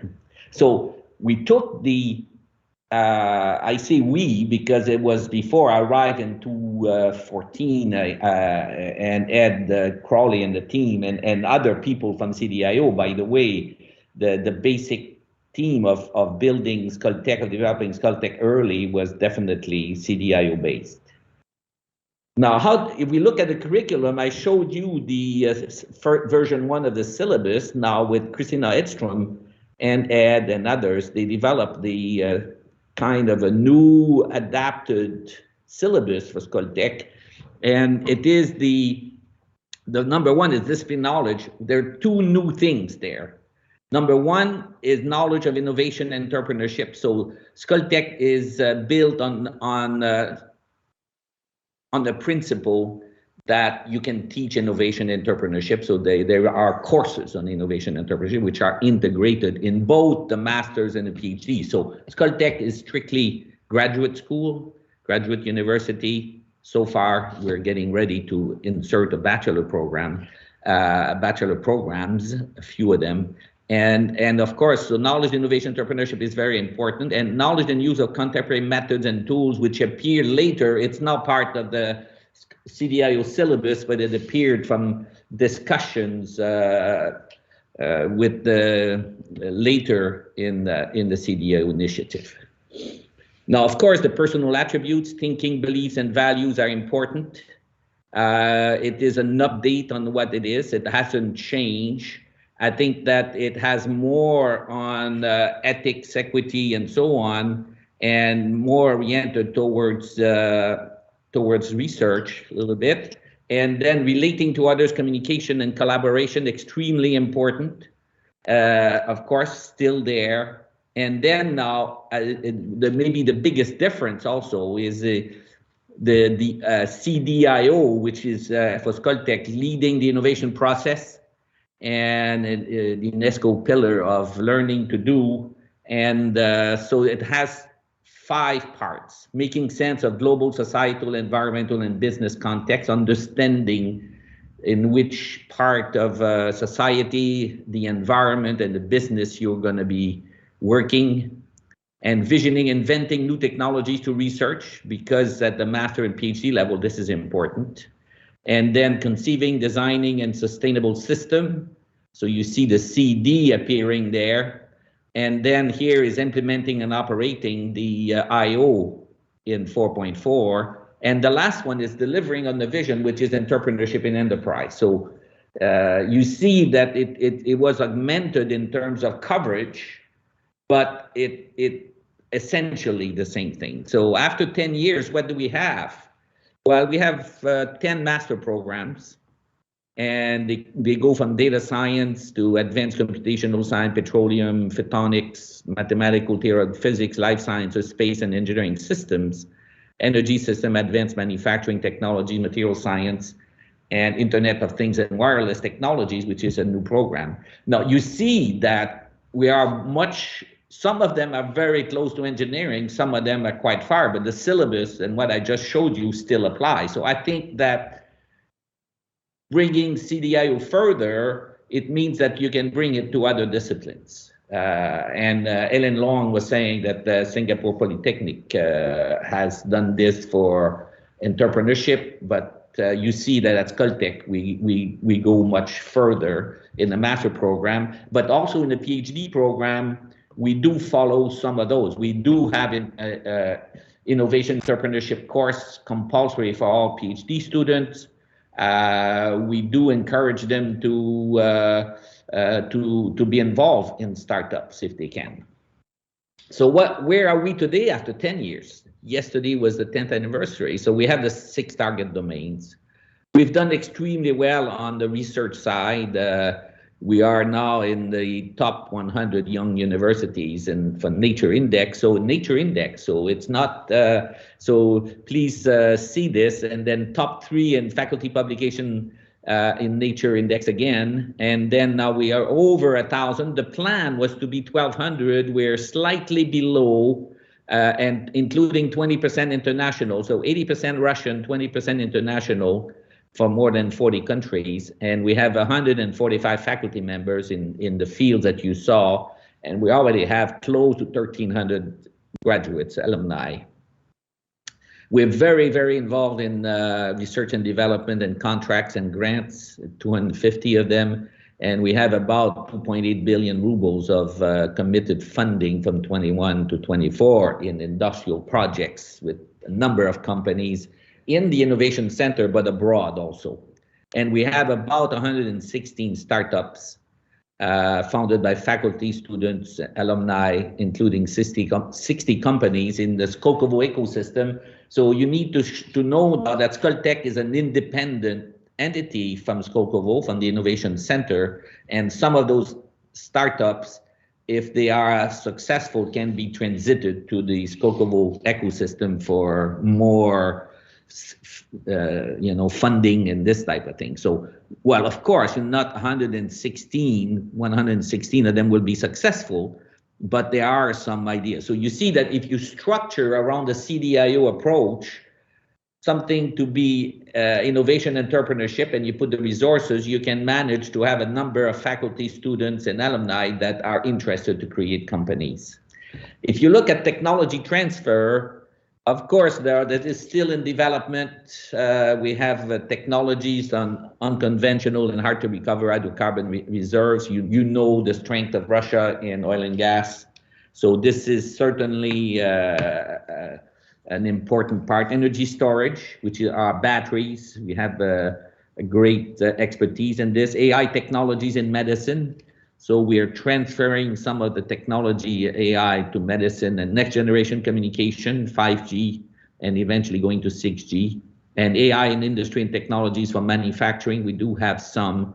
And genomic technologies for accelerated selection in agriculture. So you see that it's ongoing. It's obviously a great challenge to do this, but there are many things on the way. I told you earlier that we are reconfiguring the domains and centers currently in 2022. Plus, you see that we have now artificial intelligence on the left and communication, and we have the Center for Artificial Intelligence Technology, which is very, very important. And in green, we have three new. Well, Skulltech is built, I didn't say that, the gray part is Center for Research, Education, and Innovation. So we don't have departments. And this is why we can reconfigure them with the approval of the board and the academic council. So we are at that phase now of creating project centers. So project centers are much more focused on technology. They don't have a full responsibility for a full program in education, a master or PhD. So they're much more focused on higher TRL delivery to society and the market. And then we have life sciences, health and agro. We have the Center for Molecular and Cellular Biology. We have the Vladimir Zelman Center for Neurobiology and Brain Rehabilitation. And this is awfully close to CDIO because when you get into brain rehabilitation, you're really in the operation there. And the Project Center for Agro-Technologies, Cutting Edge Engineering, we are modifying a center of space to digital engineering. And then we have the Center for Petroleum Science and Engineering and Center for Materials Technologies. So in engineering, we have a major reorganization. And then we have energy efficiency and which is battery technology and Center for Energy Transition and ESG, which is so important now. This is the sustainability part. And we have photonics, Center for Photonic Science and Engineering and the Center for Engineering Physics. And you start to see there that engineering is becoming more important, and this is extremely important for Skulltech. So we're trying now to leverage our success in science, which you see with the Nature Index, and emphasize more on the engineering side. And I will talk about this later. Maybe just a quick mention about the Center for Entrepreneurship and Innovation. Its role is to instill a culture of innovation and entrepreneurship and also commercialization. It does education of entrepreneurship in I courses, which we've integrated in all our curriculum, and innovation assistance and technology transfer. But one of the very important, like I was saying earlier, one of the very important project of our next strategy is to culture to create. That means that the culture to create is engineering. We want to make master research projects and much more on the multidisciplinary project level, and then also to create the bachelor programs and so on. So this is a culture to create initiative which I am responsible to develop. And the reason why I'm Dean of Education at Skulltech and Associate Provost there is really to develop this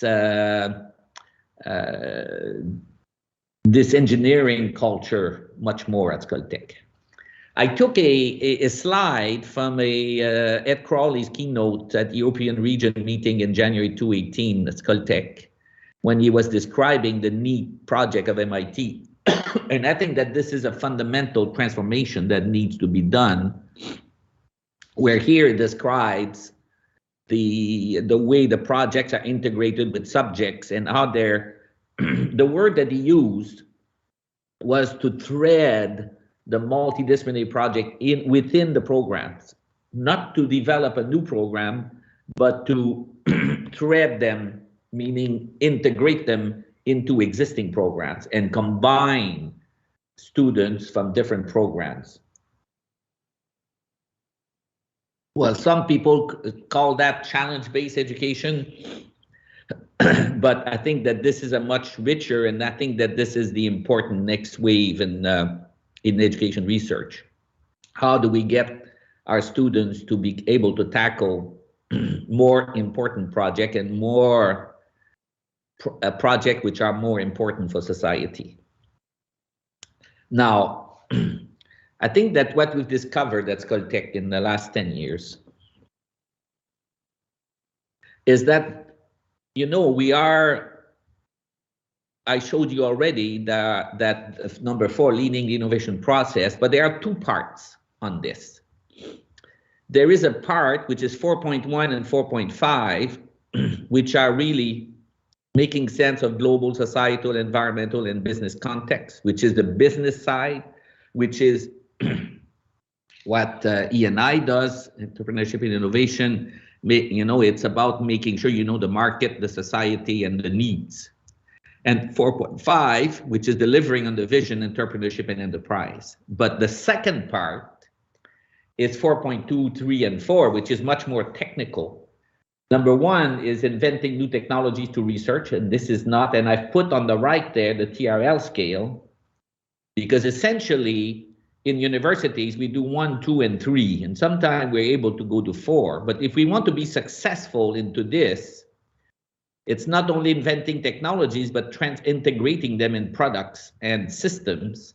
And I think that this is 4, 5, 6, and 7. And this is what I was saying earlier, that the project centers, the new project centers that I showed, their responsibility is trying to reach the RL7. So in universities, in projects, we try to get prototypes and so on. And this is obviously important. So prototyping is important, but then we need to raise the technology readiness level. And the students, to me, it's about the technology readiness level of students and faculty. I think that this is the big challenge, and this is my experience in working with faculty in Canada and here, is that one of the biggest challenges of making CDIO work is helping faculty to develop the skills required to deliver CDIO. And this is very, very important in building teams that can do that.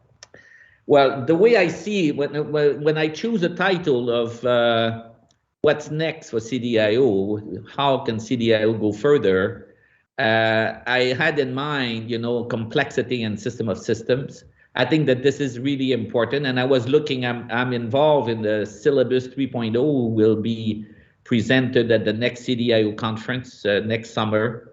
And these are already there. Certainly sustainability and digitalization are an important part.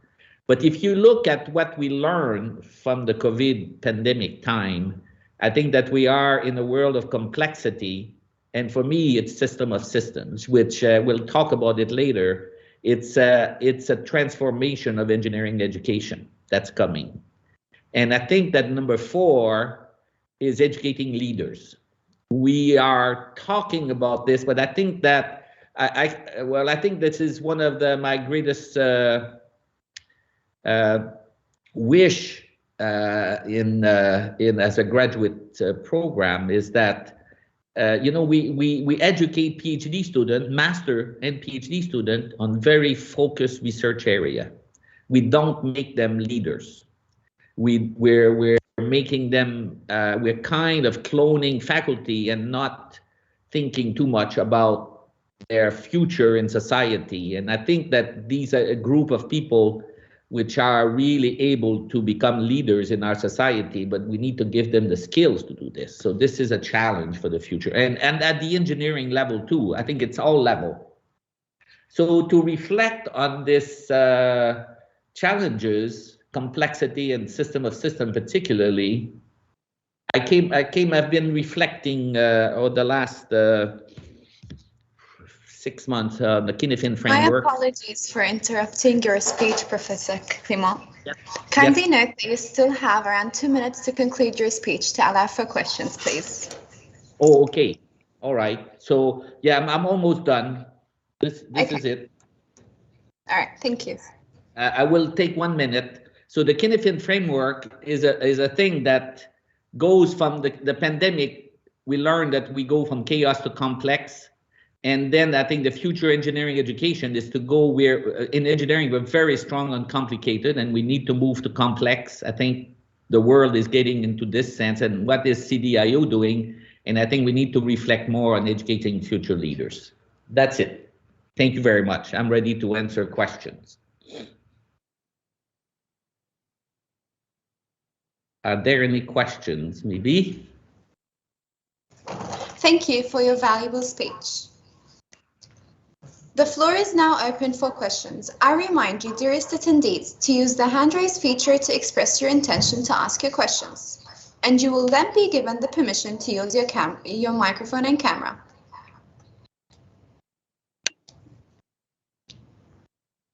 I see a number of raised hands here, and I'm listening, but I don't see the name, so it's hard for me to... Are we in?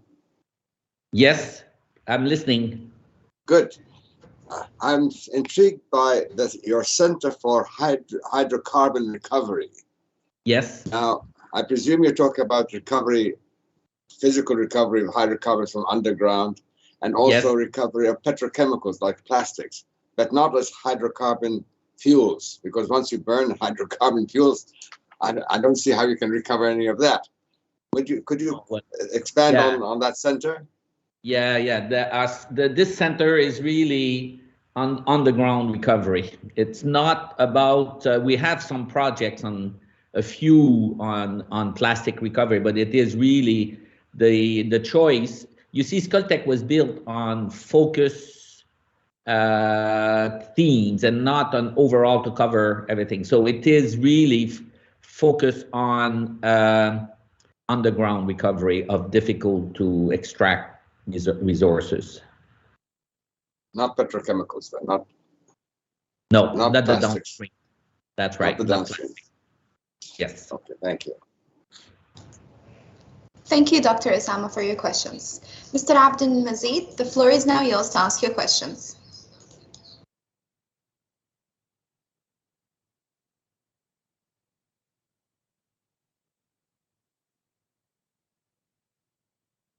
Hello. Mr. Abdul Mazid?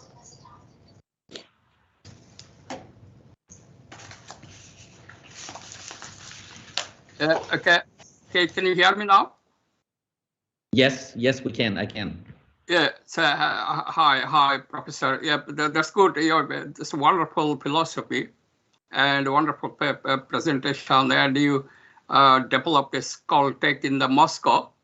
Just can you tell me how it differs from other universities in Moscow and surrounding in Russia? Well, I mean, in the view of teaching philosophy. It's very different in that. In fact, that was a choice that was made with our major funding partner MIT from the beginning.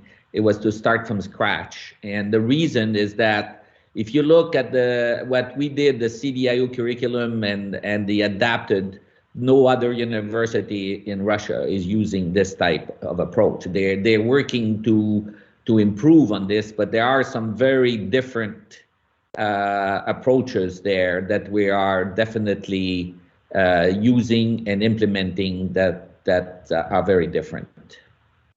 Yeah, there's no other I don't think there's any other university in Russia that has the same approach. Now, of course, I think our goal is to influence other universities to accelerate, and this is already happening in innovation as an example, because they're really getting. But we are leaders into this approach. Yeah. Yeah, I understand. Particularly in areas of engineering, how you surrounding the courses and programs there. Sorry, I didn't understand your question. Could you? In areas of engineering, it's a manufacturing, materials engineering. How you running those actually? I mean the programs. I would like to get some understanding of your curriculum. Yeah. Well, the curriculum is the master curriculum is 2 years, 120 CTS, so totally compatible with the European standard and the Russian standard, by the way. They are totally compatible. And so our curriculum, we start the beginning of the year, a master program by 1 month, well, in fact, three and a half weeks of innovation boot camp in the course called Innovation Workshop. So this is very different. So we bring all students, which we select very carefully in all domains, life sciences, physics, engineering, and we bring them together for 3.5 weeks of what it is to have ideas, work in teams, and develop an idea for a startup. So this is the first month of September. So we start on September 1st and we go to the end. And then we have a gap of 1 month where we start the regular courses, and then see our terms. We have terms at Skulltech. They're 8 weeks long. And the students, when they've passed the innovation workshop, which is compulsory for all master students, they get into their regular programs. And about half of their programs is dedicated to projects, and half is regular courses in the different disciplines. So the students have a choice to select courses from other programs, but they have a core program requirements which they must meet. And they have another innovation 6 credits, ECTS, that they must take, another course. We have a number of courses in innovation and entrepreneurship. And then they have regular courses. And of course, everything is in English at Skulltech. So for Russian students, we select them with a minimum ECTS, a TOEFL of 450. And to write a thesis, a solid thesis in English, it's a challenge. So we do support them to do that. So when I say it, a culture to create there, of course, most of our master projects are research-based and delivery, presenting your project, but we do have an innovation component compulsory in the thesis, which we want to improve and develop further. And now we're going to move in the multidisciplinary projects into this. And this is the challenge for the next 2 or 3 years. Does that answer very much? Yeah, that's fantastic. Thank you very much. I may have more questions. I will contact you sometime. I'm actually, yes. I'm in Central Queensland University in Australia. Okay. I'm a senior lecturer of mechanical and mechatronics, and I'm a graduate of Russian universities. Okay. Good. Yeah, thank you. Thank you for that explanation. You're welcome. You're welcome. Any other questions? Thank you, Mr. Abdulaziz. Thank you, everyone, and a special thank you to you, Professor Clement, for addressing all questions. Apologies for not being able to take other questions due to time limitations. Moving on. Thank now, you. Let's welcome Professor Mushtaq Al-Utaibi, Provost and CEO, Heriot Watt University, Malaysia, who will present his speech entitled CDIO and Purpose-Led Engineering.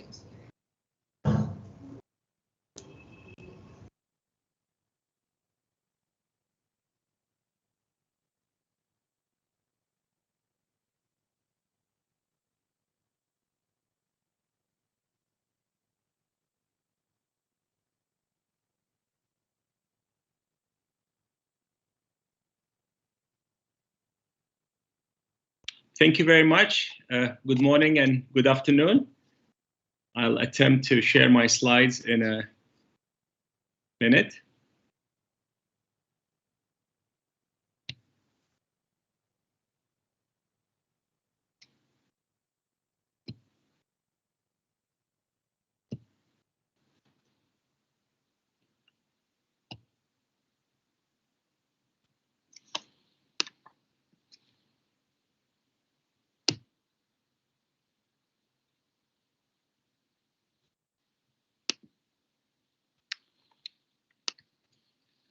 Thank you very much for being here and for inviting me to speak. My name is Mushtaq Al-Utaibi, as I was introduced, and I'm from Heriot Watt University in Malaysia.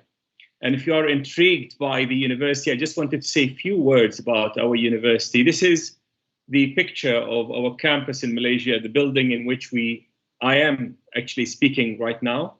The university started 200 years ago, so in 1821, and now we have 5 campuses, 3 in Scotland and 1 in Dubai and 1 in Malaysia. We have around 30,000 students, around third of them are studying online, and 1/3 outside the United Kingdom, and 1/3 of them are inside the United Kingdom. So it's quite a unique university. But I would like to start by talking about purpose, and I want to tell you a story, and I'll try to link it to the subject of our meeting, which is CDIO. This is a picture of Viktor Frankl. Viktor Frankl was a psychiatrist and psychologist who lived during World War II. An Austrian Jew, he was taken to the concentration camps. And interestingly, when he was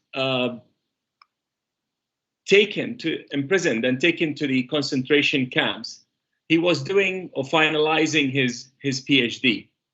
And when he was taken into the camp, he had an idea of a thought experiment.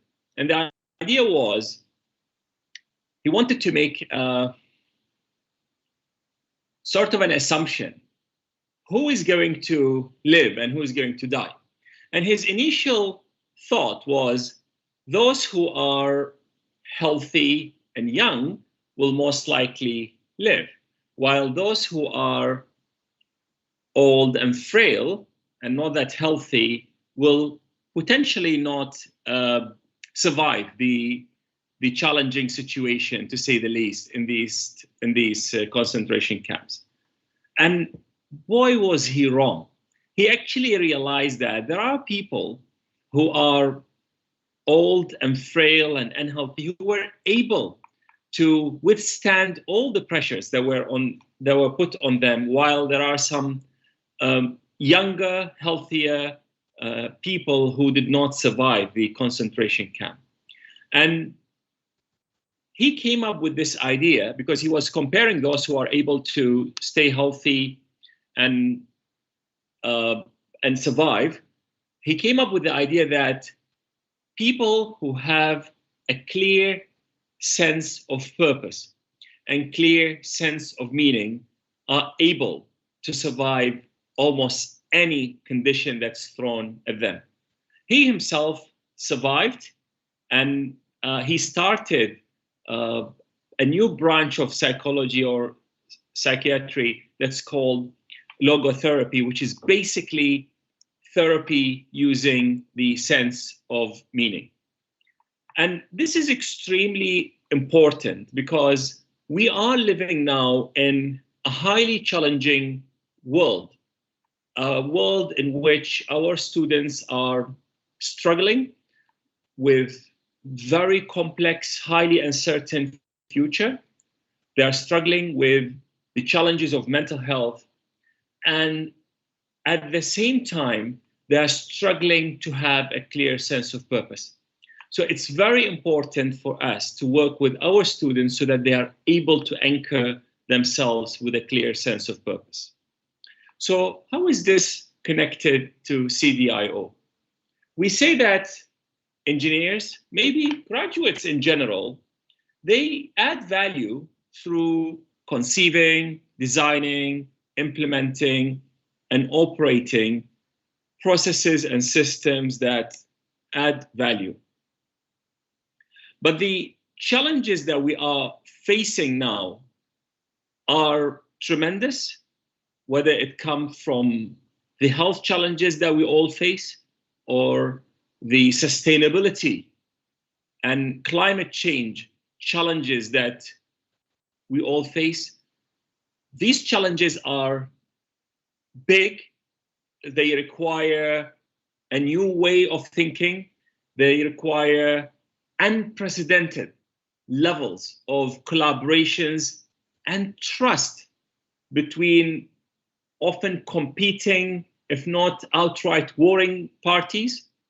So I would like to argue that in order for us to develop graduates who are able to deal with all of that, we need people who are able to conceive starting from their purpose, design with their purpose in mind, implement with purpose at the center, and operate with purpose being the ultimate objective.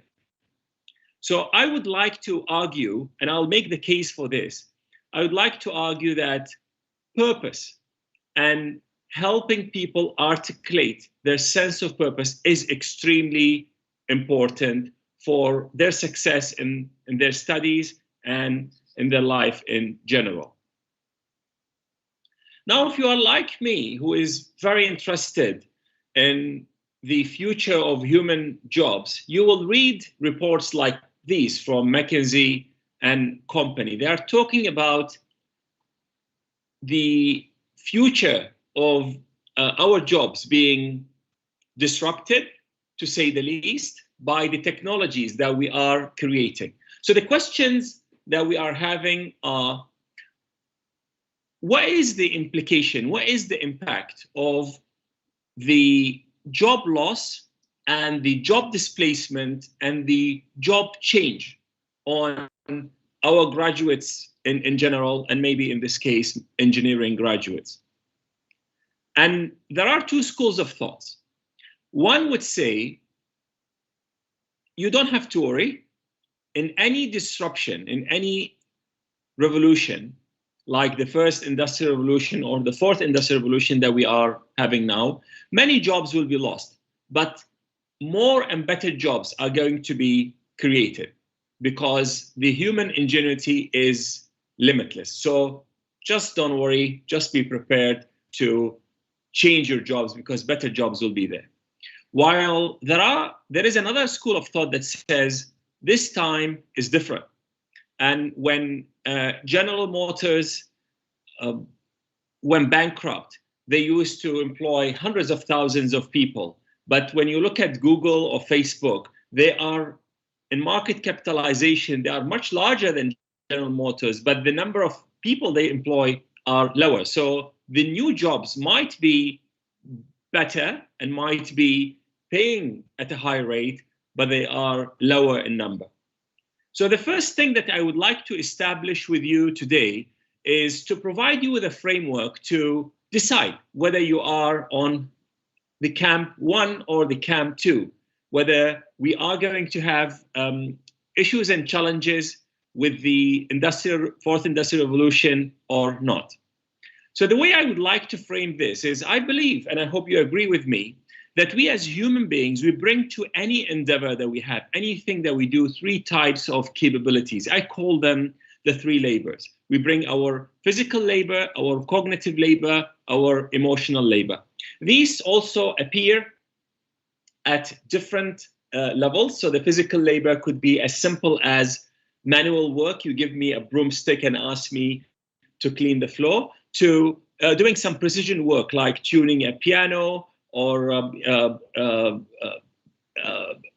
maybe fixing or performing an open heart surgery, which requires a lot of dexterity and also capability to manipulate equipment.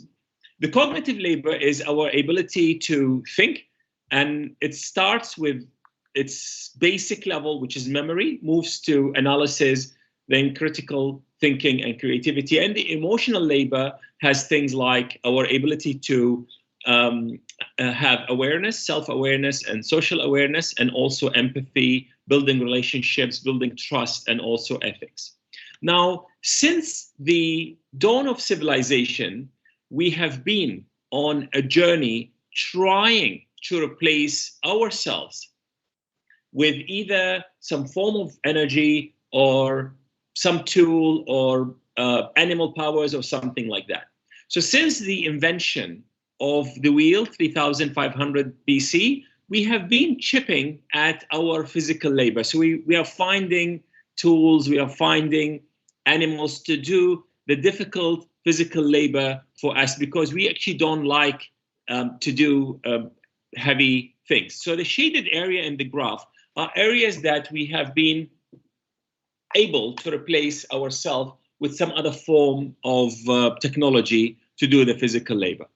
Until the 19th century, the time where the first industrial revolution started, where through the work of James Watt in perfecting the steam engine, we were able to make very good, very strong machines that were able to replace us in many of the manual tasks that used to require very strong, usually men, to perform them.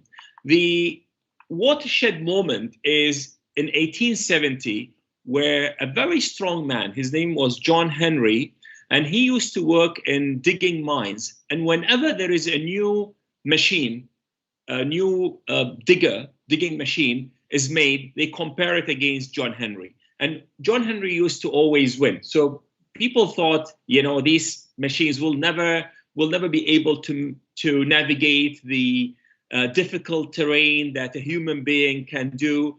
And he used to always win until they brought the latest model in 1870. While John Henry won by a small margin, he died with a heart attack. And since then, we don't think anyone is serious if we say that a human being can be faster than a car or stronger than a crane. So we sort of lost it in the physical labor or the physical domain. Now, what has happened in that time? That was the time where many universities and schools opened, and they were preparing people in the cognitive domain so that they could deliver the cognitive labor. That was really the time that universities, even like Heriot-Watt, started to prepare men and women for a changing world of work. And that was also the time where some simple machines that are able to perform simple calculations, you crank a shaft to indicate that this is 2, then pull a lever to say plus, and crank another shaft to indicate that's 3, so 2 plus 3, then you crank the shaft one more time and you get the answer is 5. These were like magical things because they were able to do simple calculations that we thought they were only human can do them. But these machines were, again, very clunky, very slow, very expensive, and very difficult to make. So you see the shaded area was very small, and we thought that the domain that we add value in as human being will always be the cognitive domain. But in 1997, there was another watershed moment when a computer, IBM Deep Blue, was able to beat Garry Kasparov, the reigning human champion in chess. Now, chess is a very special game because we've always thought that there's something human about it. There's no way machines could beat us at chess. But now we take it for granted that there is no way that any living human could beat a computer at chess.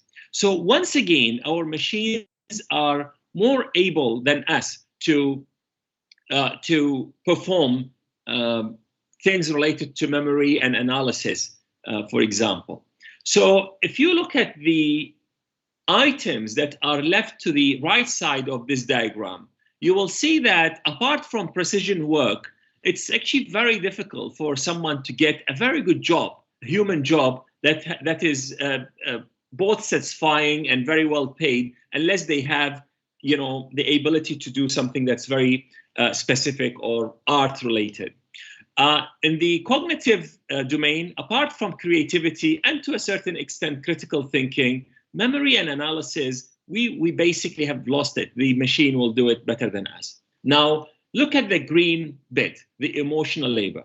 This is the part that our machines are unable to perform, or at least thus far, to make any progress in acting ethically, building relationship, having a sense of empathy and awareness. So what I would like to argue that this domain, the emotional domain, the human domain, is what really we need as educators to focus on while we are developing our graduates. Now, yes, the cognitive capabilities are important and we'll continue to develop that, but the future of jobs will be anchored, the future of human jobs will be anchored by our ability to have that sense of purpose and the ability to develop our emotional potential. Now, this is not only me saying that. If you pick any report that talks about what employers want, they will tell you the same thing. They want the positive thinking, the positive attitude, working in teams, work ethics, communication, the stuff that we usually call soft skills. Now, remember, soft skills are difficult and hard to teach. They are hard to learn, and they're hard to examine or certify that they have been gained. So it's actually quite an interesting situation that we are in, where we now, as universities and educators, we have no choice but to find a way to teach, learn, and certify these skills. This is, again, not only me saying so. This is Andy Haldane, who has been the chief economist for the Bank of England until lately. And he said that students may be better off developing emotional intelligence than cognitive skills to prepare for a future of work in which they will be competing against robots. I would like to argue that people in this room don't want to develop students or graduates who will be competing against robots. Because if we compete against robots in the domains of the robots, we will be losing like John Henry, and we'll be losing like Garry Kasparov. But we need to develop people who are able to reach their full human potential so that they can work with robots and manage robots. And I think that is extremely important. So to achieve this, I would like to propose this structure that I call positive education. Now, you know that in education, we focus on academic skills. These are the things that we develop, we teach, we accredit, we are very good at that. We also need to build into our students the personal effectiveness skills, the soft skills, the human skills. And we also need to build in them that sense of resilience when things are difficult, and we need to teach them that well-being, mental well-being, is a set of skills that needs to be developed and inculcated, because our students, the young people generally, are struggling with mental health. So these are the three elements that education needs, in my opinion, to focus on. And when we put purpose, the higher purpose of the individual at the center of all of that, then we will be able to have individuals who are successful, individuals who are impactful, and individuals and societies that are flourishing. So this is positive education, where when we put purpose at the center of everything that we do, we are going to have hopefully all of the positive traits that I've just described. So now I wanted to share with you how we can build positive education, emotional intelligence, and sense of purpose. And I'm going to focus on things that I have either done myself or I'm currently doing in my university. In 2013, I was the Dean of Engineering at another university, Taylor's University here in Malaysia.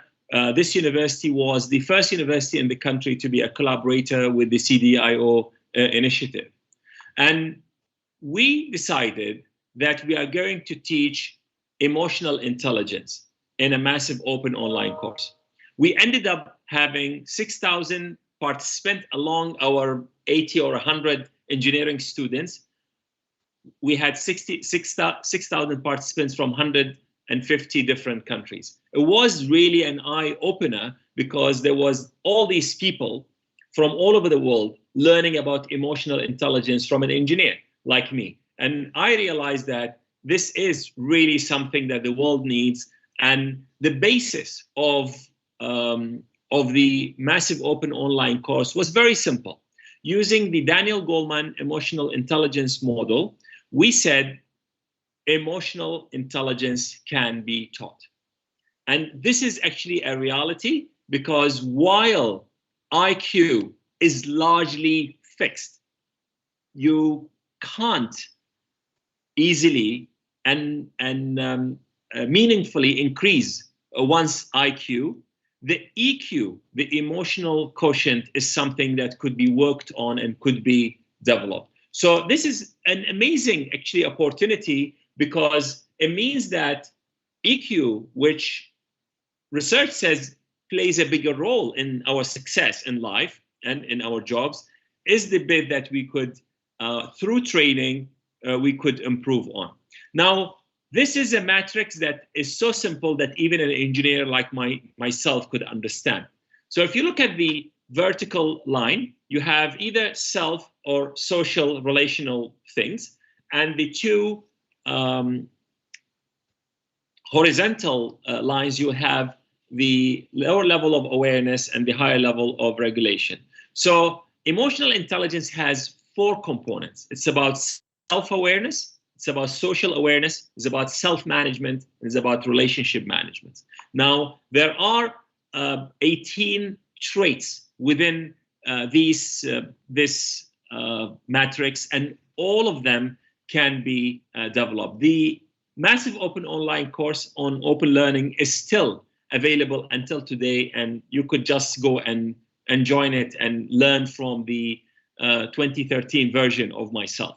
So it is really fascinating to see that people can benefit from emotional intelligence, and they were able to do amazing things. They were able to start jobs, deal with bereavement, and deal with all sorts of life challenges through building their emotional intelligence and emotional resilience. So that was the past. I want to now talk about the things that we are currently doing at Hurriyat University. So what we have done, we came up with this program. It's called the Empower Program.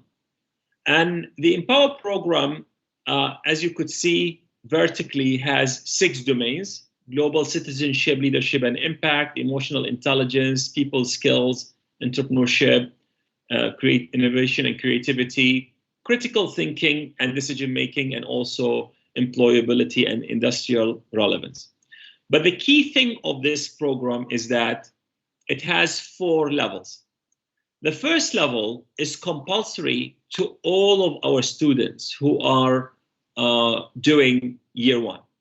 We call it the Watt level. As you know, Harriet Watt as a university is also named after James Watt, the Scottish famous engineer. And we are playing on the use of the Watt as a unit for power. So the students on the first level, which is the Watt level, which is about knowing and leading self, do not gain marks as they progress, but they get Watt points. And they can get anywhere from 1 watt to 999 watts. The moment they reach the 1000 watt, it becomes a kilowatt. And that's what they do at their year 2. And that's about leading teams. And as you could see, the megawatt is about leading communities, and the gigawatt eventually is about leading enterprise. So the idea is you need first to lead, you need first to know who you are and lead yourself. And that's when you have like a small light bulb to lit for yourself. At the kilowatt level, you have a larger light bulb that could lit the way for yourself and a team around you. And at the megawatt level, you could lit maybe a village. At the gigawatt level, you could lit the world. So the idea is every student will need to at least complete the Watt level. That's a requirement for them to progress to the next year.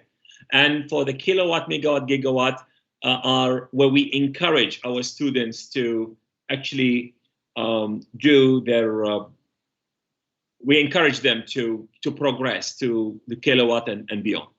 Now, a cornerstone for the Watt level is what we call defining impact.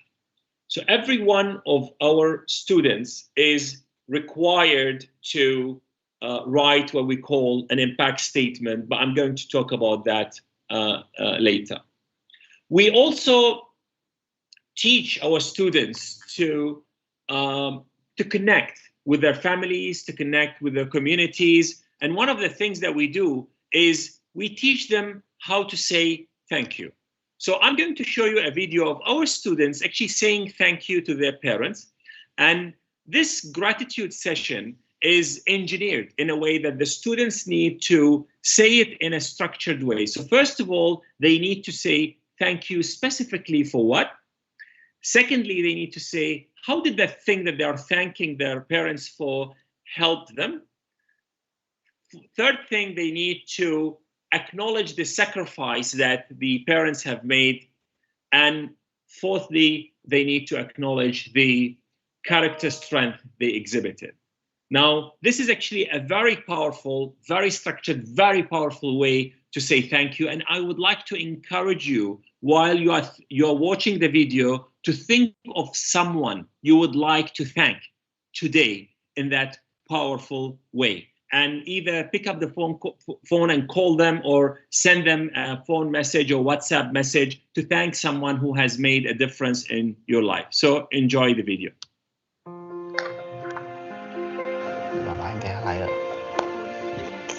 I don't know how to react. Yeah, okay.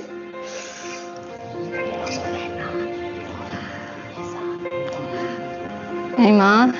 Hi, Dad.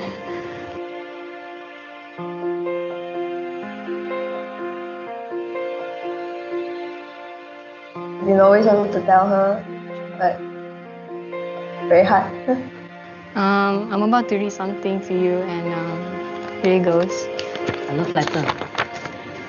Dear Mama and Papa, there are not enough words to describe how thankful I am to you. Thank you for carrying me and guiding me all the way. I feel incredibly grateful to have you as my mom. I bet you never expected this when I told you to attend my graduation. As your daughter, I can do so many things to make you be happy and be proud of me. I know I don't show how grateful I am enough, but I really am. As we're a typical Asian family and we rarely express our affection towards each other,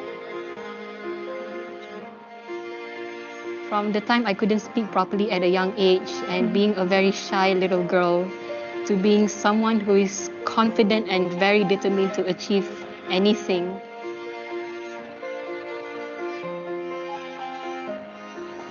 I'm grateful that you want me to have a better future. I'd like to tell you that you really mean a lot to me, even though I don't show it much. You're like my strength and pillar in life. Everything about you is amazing. First, thank you for never give up on our family or on me. Thank you for working so hard to be able to send me to university, and for that, I will never be able to repay you. Mommy, I like to say that you are my superwoman, my best friend, and the best mom in the entire universe. You will still encourage me and tell me to never give up. I'd like to thank you for fully supporting me in whatever I do and letting me explore by my own instead of limiting my potential. Although I had made many mistakes, you will always forgive me. I am grateful for your kindness. Without you, there is no me, and I would certainly not be reading this out loud to you right now. But because of your unconditional love and support, I was able to muster up all my courage to read this in front of you. From day one, you have been my support system. Thank you for the thousands and thousands of dollars you and Dad spent on my education. So Ma, I just want to say thank you for always being my home therapist 24/7. I love you, Mommy, forever and always. Love, Ellie.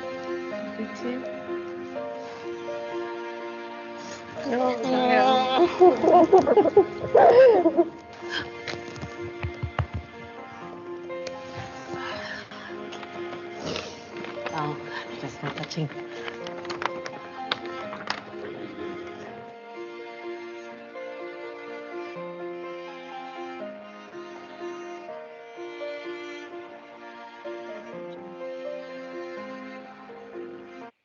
So I leave you with this challenge. Whose life will you touch today when you send that powerful gratitude message using the structure that I just described?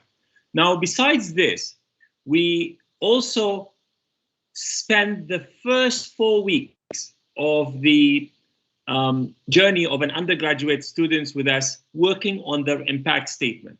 It's a statement that outlines... My apologies for interrupting your speech, Professor Mushtaq. The video was very touching. Kindly note that you still have only 1 minute to conclude your speech to allow for questions. Thank you very much.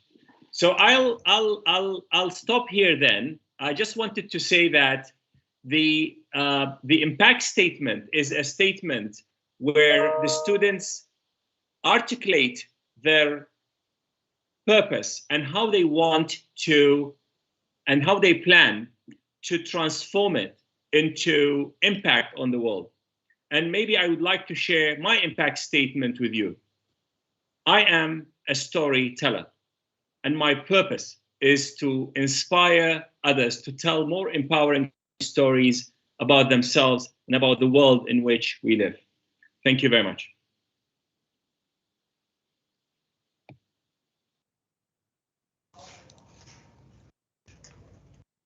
Thank you, Professor Mushtaq, for your valuable speech.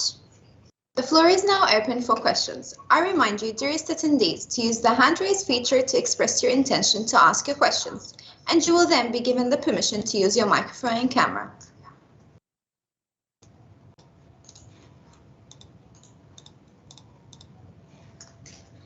Dr. Osama? Thank you. Professor Mushtaq. Yes, sir. I think among your emotional intelligence must be a key to the fountain of youth. You're looking younger than 20 years ago. Now, you had an opus before called Thinking Like an Engineer.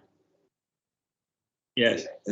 In today's presentation, I could see several layers added to what you had in that opus. I was wondering, have you come up with a new version of that, or development, or you're thinking of developing it into another more elaborate opus? Yeah, I actually have written another book called Shoot the Boss, which is really about the work that we've done in emotional intelligence. But definitely there is another book in the making, which is about the purpose-led future, because I really believe that this is so important, not only for education, but for the sustainability of humankind. Thank you for your contribution. Thank you. Thanks a lot.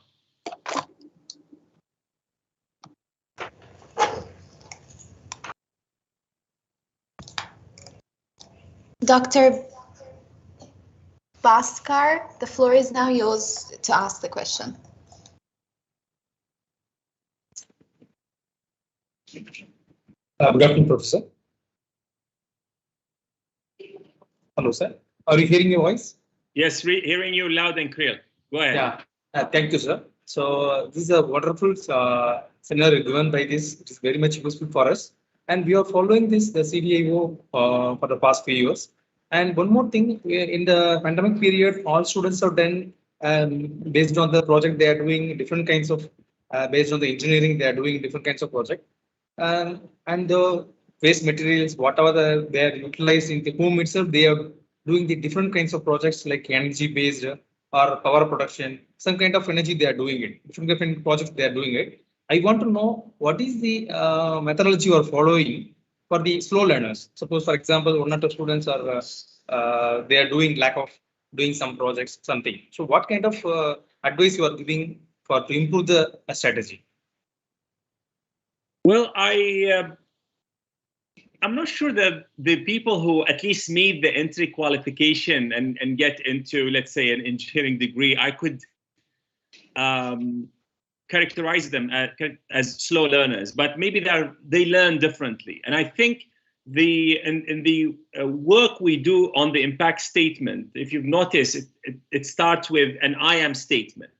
So I said, I am a storyteller. There are people say, I am a change maker, or I am a consensus maker, or I am a solution finder. And I think that process is about self-awareness. And in that, people actually recognize what is their personality trait, whether their learning style, and the awareness when we know how they learn better, and when the academic also know how they learn better, then we will be in a better way to personalize the learning experience. I think you would know that one of the 14 grand challenges for engineering is to advance personalized learning, because we all learn differently at different paces and in different ways. And I think that work at least sheds some light on the uniqueness, the magic that different people would bring, and we embrace that. So this is a very important thing, that to embrace the differences rather than see them as something that needs to be having a special intervention because it is a negative thing. Yes, sure, definitely, sir. I will take your advice. Thank you very much, sir. I am S. Bhaskar from Tech University, India, Chennai. Thank you, sir. Thank you very much. Yeah, thanks a lot.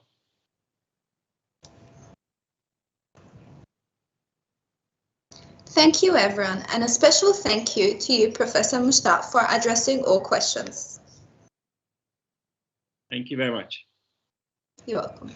Apologies for not being able to take other questions due to time limitations. We are now going to have the CDIO Leaders Meeting 1 for those who are CDIO Initiative members. This meeting is accessible via another link shared by the meeting organizer and not in this virtual room. This wraps up our first day for the CDIO 2021 regional meeting. Thank you for joining us today. It's been a pleasure to host this event. See you tomorrow, and I wish you all a pleasant day.